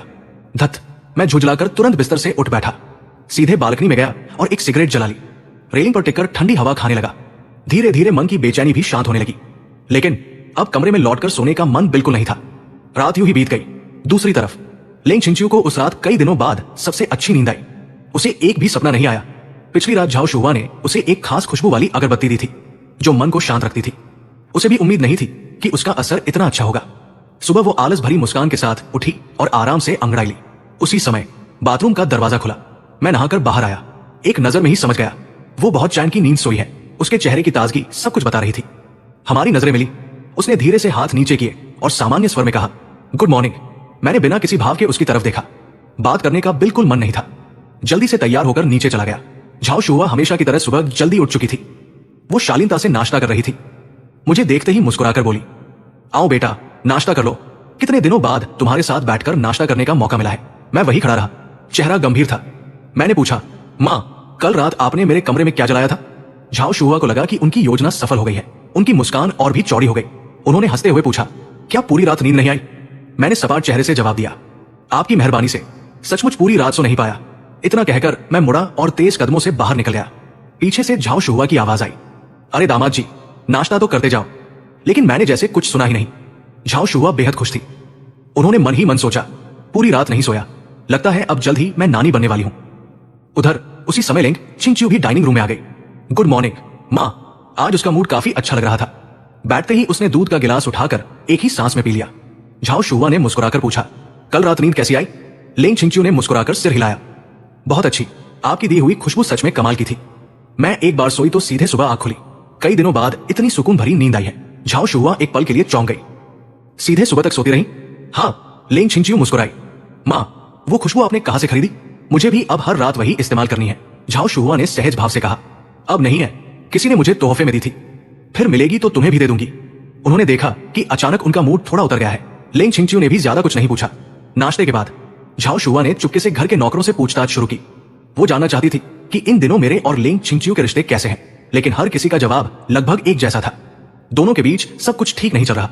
लेंग छिंगचियो अभी भी अपने पति के प्रति पहले जैसी ठंडी है और दामाद जी भी पहले जैसे नहीं रहे। अब वो हर समय लेंग छिंगचियो के पीछे पीछे नहीं घूमते। इतना ही नहीं, लेंग छिंगचियो अक्सर रात को घर भी नहीं लौटती और हाल ही में दोनों अलग अलग कमरों में सोने लगे हैं। ये सुनते ही झाओ शुआ समझ गई मामला उम्मीद से कहीं ज्यादा गंभीर है। यहां तक कि उनका दामाद भी बदल गया था। कल रात भी इतना अच्छा मौका होने के बावजूद उसने लेंग छिंगचियो को हाथ तक नहीं लगाया। यानी इन दोनों की शादी सचमुच संकट में थी। दोपहर को झाओ शुआ ने खुद रसोई में जाकर लेंग छिंगचियो की पसंद के कई व्यंजन बनाए। फिर प्यार से कहा, ये टिफिन छिंगचियो के लिए ऑफिस लेकर जाओ। मेरा बिल्कुल मन नहीं था, लेकिन मना करने की कोई वजह भी नहीं थी। आखिर ये मेरी सास के हाथ का बना खाना था। वो चाहती थी कि उनकी बेटी अपने हाथ का खाना खाए, इसलिए मुझे ही ये पहुंचाना था। ऊपर से मुझे अभी उनके सामने एक प्यार करने वाले पति का अभिनय करना था। पहले वाला मैं तो कभी भी लेंग छिंगचियो से मिलने का कोई मौका नहीं छोड़ता, इसलिए अब भी मैं कोई बहाना नहीं बना सकता था। खैर, सिर्फ खाना पहुंचाना ही तो था, मुझे उससे कोई फर्क नहीं पड़ता था। मैं लेंग ग्रुप के मुख्यालय पहुंचा। गाड़ी से उतरकर मैंने धूप का चश्मा लगाया और सीधे अंदर चला गया। इस कंपनी से मैं अच्छी तरह वाकिफ था। पिछले जन्म में न जाने कितनी बार यहां आया था। बिना किसी से पूछे भी मुझे हर रास्ता याद था। किसी का ध्यान अपनी तरफ न जाए, इसलिए मैंने सीईओ वाली प्राइवेट लिफ्ट नहीं ली। मैं सामान्य कर्मचारियों वाली लिफ्ट में चढ़ गया। वो सिर्फ 50वीं मंजिल तक जाती थी। उसके बाद ऊपर जाने के लिए दूसरी लिफ्ट लेनी पड़ती थी। शुरू में लिफ्ट में सिर्फ मैं था, फिर 2 कर्मचारी भी अंदर आ गए। वे मुझे नहीं पहचानते थे, आपस में बातें करने लगे। इस साल डिजाइन प्रतियोगिता में बहुत जबरदस्त मुकाबला है। मैं भी हिस्सा लेना चाहता था, लेकिन अब तो हिम्मत ही नहीं हो रही। दूसरे ने कहा, पता नहीं इस बार टॉप 5 में कौन कौन आएगा। क्या सॉन्ग ज़ेहाओ फिर से जीत पाएगा? उसे कंपनी में आए अभी 2 साल भी नहीं हुए। पहले ही साल उसने डिजाइन प्रतियोगिता का पहला पुरस्कार जीत लिया था। इस साल तो वो सेक्रेटरी डायरेक्टर भी बन गया था। हालांकि बाद में उसकी पदावंती हो गई, लेकिन डिजाइन विभाग में आज भी उसका कोई मुकाबला नहीं है। सुना है वो इस बार भी प्रतियोगिता की पूरी तैयारी कर रहा है। लगता है फिर से बड़ा पुरस्कार जीतने की सोच रहा है। अगर इस बार भी स्पेशल अवार्ड जीत गया तो इसी साल कंपनी का गोल्ड मेडल डिजाइनर बन जाएगा। दोनों के चेहरे पर साफ ईर्ष्या दिखाई दे रही थी। यार, इंसान और इंसान में इतना फर्क कैसे हो सकता है? सिर्फ टैलेंट ही नहीं, वो दिखने में भी इतना हैंडसम है। ऊपर से बॉस भी उस पर खास मेहरबान है। इतना परफेक्ट आदमी हो तो बाकी लोग जिए कैसे? मैं पीछे खड़ा उनकी बातें सुन रहा था। सच कहूं तो सॉन्ग ज़ेहाओ वाकई बेहद काबिल इंसान था। उसके पास टैलेंट भी था, अच्छी शक्ल सूरत भी, और लोगों से पेश आने की समझ भी। पिछले जन्म में मैं तो उसके सामने पूरी तरह हार चुका था। बाकी लोगों का क्या हाल होता यह समझना मुश्किल नहीं था, लेकिन इस जन्म में मेरे लिए अब सॉन्ग ज़ेहाओ चाहे कितना भी अच्छा क्यों न हो, उससे मेरा कोई लेना देना नहीं था। मेरी नजर में वो बस एक आम इंसान था। मैं सबसे ऊपर वाली मंजिल पर पहुंचा और सीधे लिंग छिंगचियो के ऑफिस की ओर बढ़ गया। एक सेक्रेटरी ने मुझे देखते ही जल्दी से आकर कहा, मिस्टर लू, आप यहां? मैडम अभी ऑफिस में नहीं है, क्या मैं उन्हें अभी फोन कर दूं? मैंने सिर हिलाया, जरूरत नहीं, मैं अंदर बैठकर उनका इंतजार कर लेता हूं। सेक्रेटरी मुझे अंदर ले गई। लिंग छिंगचियो का ऑफिस बेहद विशाल और शानदार था। सजावट भी बेहद आलीशान थी, यहां तक कि अंदर एक छोटा सा गोल्फ खेलने का एरिया भी बना हुआ था। मैंने टिफिन टेबल पर रखा और गोल्फ खेलने लगा। वैसे मेरी गोल्फ बहुत खराब थी, हर बार गेंद होल के पास जाकर भी अंदर नहीं जाती थी। काफी देर बाद लगा कि इस बार सही निशाना लग गया है, लेकिन गेंद फिर से होल से चूक गई और दूर लुढ़क गई। उसी समय ऑफिस का दरवाजा खुला। गेंद जाकर ठीक लिंग छिंगचियो के पैरों के पास रुकी। वो एक पल के लिए ठिठक गई, फिर मेरी तरफ देखा और अनायास ही उसकी भौहें सिकुड़ गई। तुम यहां क्या कर रहे हो? मैंने गोल्फ स्टिक वापस रख दी। मां ने तुम्हारे लिए खाना भेजा है, जल्दी खा लो, फिर मैं चला जाऊंगा। उसकी नजर सेंटर टेबल पर रखे टिफिन पर पड़ी। उसने ठंडे स्वर में कहा, वही रख दो, अब तुम जा सकते हो। मैंने सिर हिलाया, नहीं, तुम्हारी मां ने कहा है कि तुम्हें खाना खाते हुए देखकर ही वापस आना, और वैसे भी मेरे लिए भी खाना भेजा है। मैंने टिफिन खोला, तुरंत खाने की खुशबू पूरे कमरे में फैल गई। मैंने 2 प्लेटों में चावल परोसे, एक प्लेट लेकर खुद खाना शुरू कर दिया। मुझे बहुत भूख लगी थी, उसका इंतजार करने का बिल्कुल मन नहीं था। लिंग छिंगचियो भी सुबह से लगातार काम कर रही थी। उसने नाश्ता भी नहीं किया था, उसे भी भूख लगी थी। ऊपर से ये सब उसकी मां के हाथ का बना हुआ खाना था, जो उसकी पसंदीदा डिशेस थी। वो भी सामने बैठ गई और खाना खाने लगी। साथ ही उसने अपनी असिस्टेंट से कहा, रिपोर्ट जारी रखो। वो खाना खाते खाते भी ऑफिस की रिपोर्ट सुनती रही। मैं मन ही मन बड़बड़ाया, ये औरत तो खाते समय भी काम करती है, क्या दुनिया के सारे लोग इसकी तरह वर्कहॉलिक होते हैं? असिस्टेंट ने अपनी रिपोर्ट खत्म की, फिर एक फाइल निकालकर उसके सामने रखी। मैडम, ये इस साल की डिजाइन प्रतियोगिता में भाग लेने वालों की सूची है। कुल 10 लोग हिस्सा ले रहे हैं, कृपया देख लीजिए। लिंग छिंगचियो ने सूची पर एक नजर डाली और संतुष्ट होकर बोली, इस साल सबका उत्साह काफी अच्छा लग रहा है। असिस्टेंट मुस्कुराई, जी मैडम, इस बार विजेताओं को कम से कम 50 लाख नहीं, 50,000 नहीं, बल्कि 50 लाख नहीं, कम से कम 50,000। उसने तुरंत स्पष्ट किया, न्यूनतम पुरस्कार 50,000 नहीं, बल्कि 5 लाख। फिर उसने सही बात बताई, दरअसल इस बार इनाम काफी बड़ा है, इसलिए सभी बहुत उत्साहित हैं। मैं भी उत्सुक होकर सूची देखने लगा। पहली ही नजर में सॉन्ग ज़ेहाओ का नाम दिखाई दिया। मैंने पूछा, क्या सॉन्ग ज़ेहाओ इस बार भी पुरस्कार जीत जाएगा? फिर उत्सुकता से पूछा, पहले स्थान का इनाम कितना है? असिस्टेंट ने तुरंत जवाब दिया, हमारी कंपनी का सबसे बड़ा पुरस्कार स्पेशल ग्रैंड प्राइज है, जिसमें पूरे 50 लाख युवा नहीं, बल्कि 5 मिलियन 50 लाख का इनाम है। मैं हैरान रह गया, इतना ज्यादा? असिस्टेंट मुस्कुराई, जी, इस बार मैडम ने खुद इनामी राशि बढ़ाई है, क्योंकि इस साल की प्रतियोगिता कंपनी के लिए बहुत महत्वपूर्ण है। मैंने फिर पूछा, पिछले साल कितना इनाम था? ग्रैंड प्राइज 1 मिलियन था, बाकी पुरस्कारों में भी कम से कम 1 लाख युवान मिलते थे। मैंने पूछा, कुल कितने विजेता चुने जाएंगे? कुल 5 स्थान है, लेकिन इसका मतलब ये नहीं कि 5 को पुरस्कार मिलना ही तय है। मैं समझ नहीं पाया। असिस्टेंट मुस्कुराकर बोली, यानी सिर्फ टॉप 5 में आ जाना काफी नहीं है, डिजाइन ऐसा होना चाहिए जिसे मैडम खुद मंजूरी दे। अगर उन्हें कोई डिजाइन पसंद नहीं आया तो किसी को भी पुरस्कार नहीं मिलेगा। मैं हैरानी से बोला, इतना सख्त नियम? तभी मुझे पिछली जिंदगी की एक बात याद आ गई। उसी दौरान लिंग छिंगचियो और सॉन्ग ज़ेहाओ न्यूयॉर्क बिजनेस ट्रिप पर गए थे। शुरुआत में मुझे इस बारे में कुछ पता नहीं था। बाद में न्यूयॉर्क की एक बड़ी परियोजना की बोली जीतने की खबर मीडिया में आई। मुख्य डिजाइनर के रूप में लिंग छिंगचियो के डिजाइन की हर जगह तारीफ हो रही थी। तभी मैंने वो खबर पढ़ी। उस रिपोर्ट में डिजाइन टीम के सदस्यों की सूची भी छपी थी और उसमें सॉन्ग ज़ेहाओ का नाम भी था। ये देखते ही मैं पिछले जन्म में उससे बुरी तरह झगड़ पड़ा था। अब उन बातों को याद करने का मन नहीं था। बस इतना महसूस हुआ, लिंग छिंगचियो और सॉन्ग ज़ेहाओ सचमुच एक दूसरे के लिए बने थे। दोनों बेहद प्रतिभाशाली थे और मैं उनके सामने बिल्कुल निकम्मा था। इसलिए जितनी जल्दी हो सके तलाक हो जाना ही बेहतर था। कम से कम रोज रोज उन दोनों को देखकर परेशान तो नहीं होना पड़ेगा। मैंने आगे कोई सवाल नहीं किया, चुपचाप सिर झुकाकर खाना खाने लगा। कुछ देर बाद लिंग छिंगचियो खाना खत्म कर चुकी थी। उसने चॉपस्टिक रख दी और असिस्टेंट से कहा, तुम जा सकती हो। असिस्टेंट आदर से सिर झुकाकर बाहर चली गई। अब पूरे ऑफिस में सिर्फ हम दोनों बचे थे। मैंने भी अपना खाना खत्म किया और सामान समेटने लगा। मैं चलता हूं, तुम्हारे काम में और बाधा नहीं डालूंगा। मैं सिर झुकाकर टिफिन समेट रहा था, इसलिए मुझे दिखाई नहीं दिया कि वो चमड़े के सोफे पर आराम से टिककर मुझे ध्यान से देख रही थी। कुछ देर बाद उसने पूछा, लगता है तुम मुझसे बहुत नाराज हो। मैंने उसकी तरफ देखा और हल्की मुस्कान के साथ कहा, तुम्हें ऐसा सिर्फ लग नहीं रहा, सच में हूं।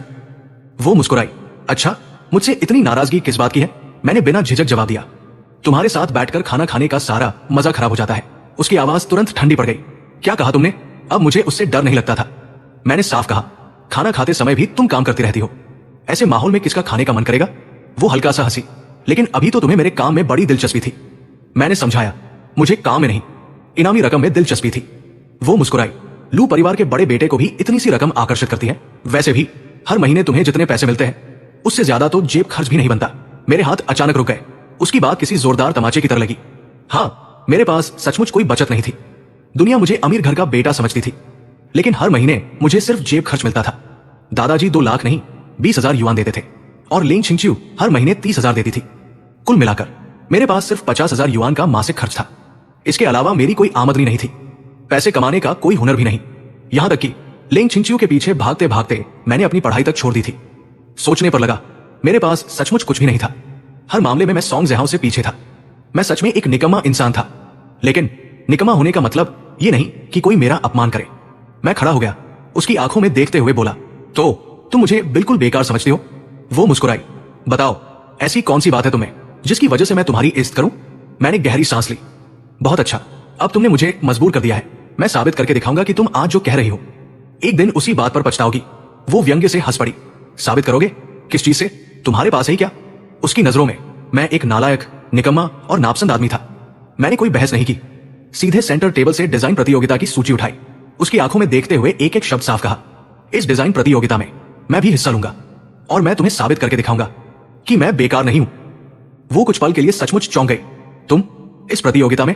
ध्यान से देखो, ये आर्किटेक्चरल डिजाइन कंपटीशन है, फूल पत्तियों की ड्राइंग बनाने की प्रतियोगिता नहीं। मैंने बिना झिझक जवाब दिया, मुझे पता है मैं इसी प्रतियोगिता में हिस्सा लूंगा। मेरे चेहरे पर पूरा आत्मविश्वास देखकर लिंग छिंगचिू कुछ पल के लिए चुप रह गई।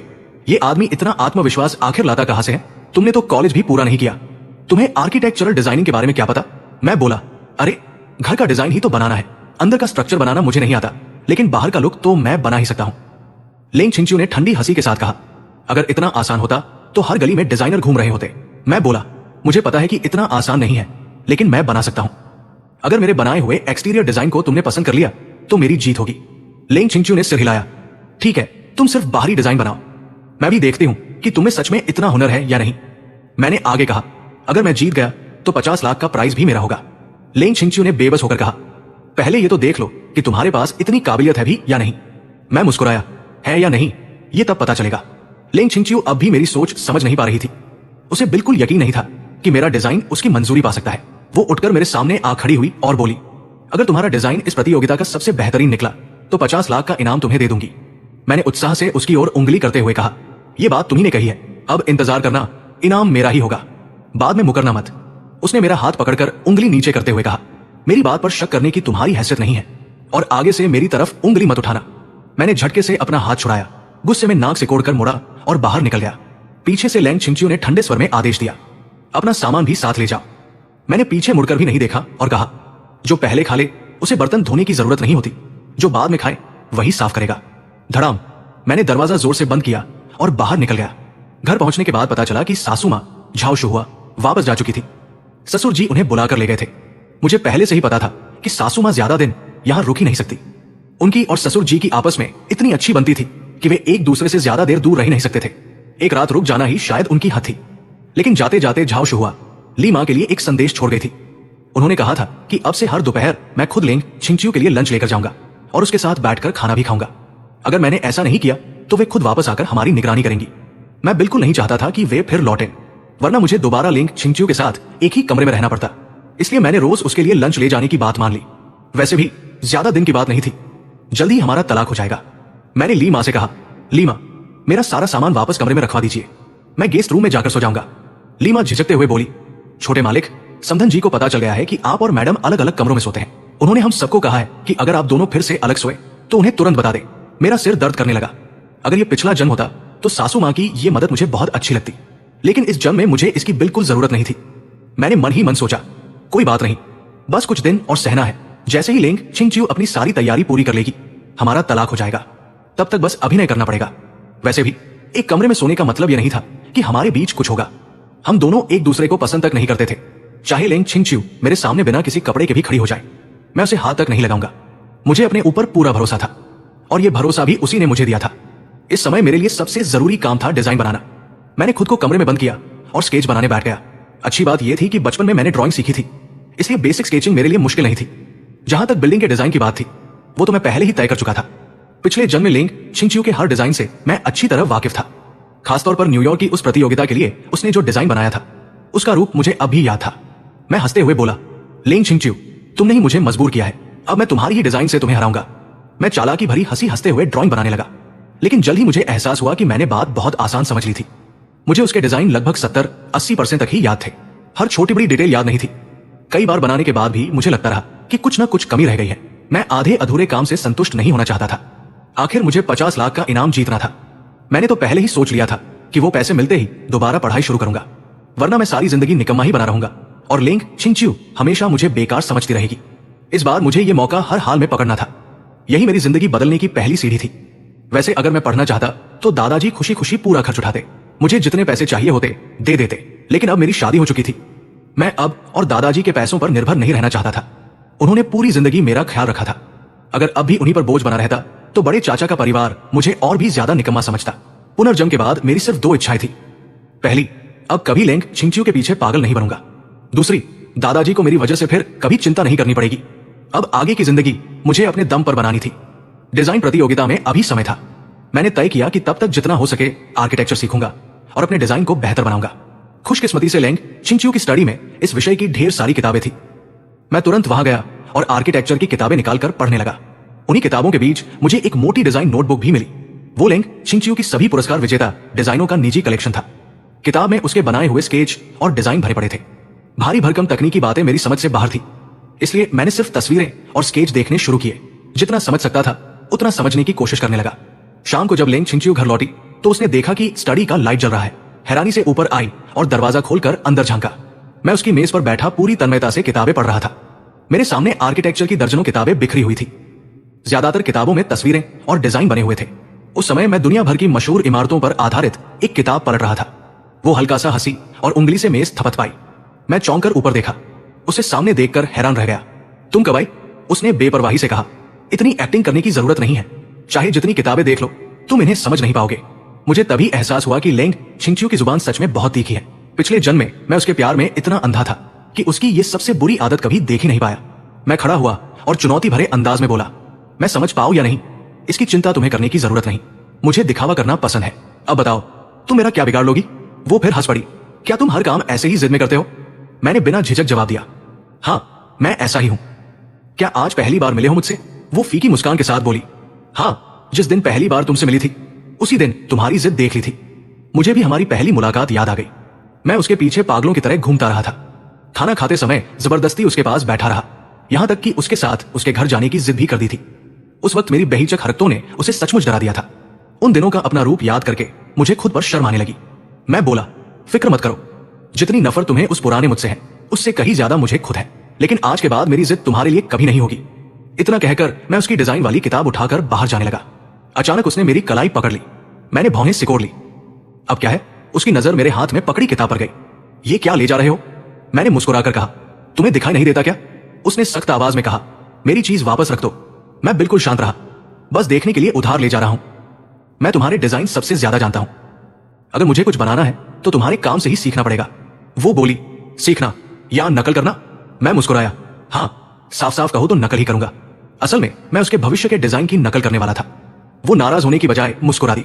नकल करके 50 लाख का इनाम नहीं जीता जा सकता। मैंने आत्मविश्वास से कहा, जरूरी नहीं, हो सकता है मैं गुरु से भी आगे निकल जाऊं।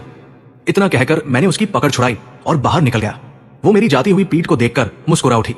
अभी अभी मैंने जिस तरह उसे बार बार चुनौती दी थी, उसे याद करके उसे सब कुछ मजाक जैसा लग रहा था। उसे विश्वास ही नहीं हो रहा था कि मैं जैसा आदमी भी उसे चुनौती देने की हिम्मत कर सकता है। लेकिन जाने क्यों, अब उसे सचमुच इंतजार होने लगा था कि मैं आखिर कैसा डिजाइन बनाकर लाऊंगा। शायद मैं उसे थोड़ा बहुत चौंका भी दूं, लेकिन एक बात को लेकर उसे पूरा यकीन था, 50 लाख का इनाम जीतना मेरे बस की बात नहीं थी।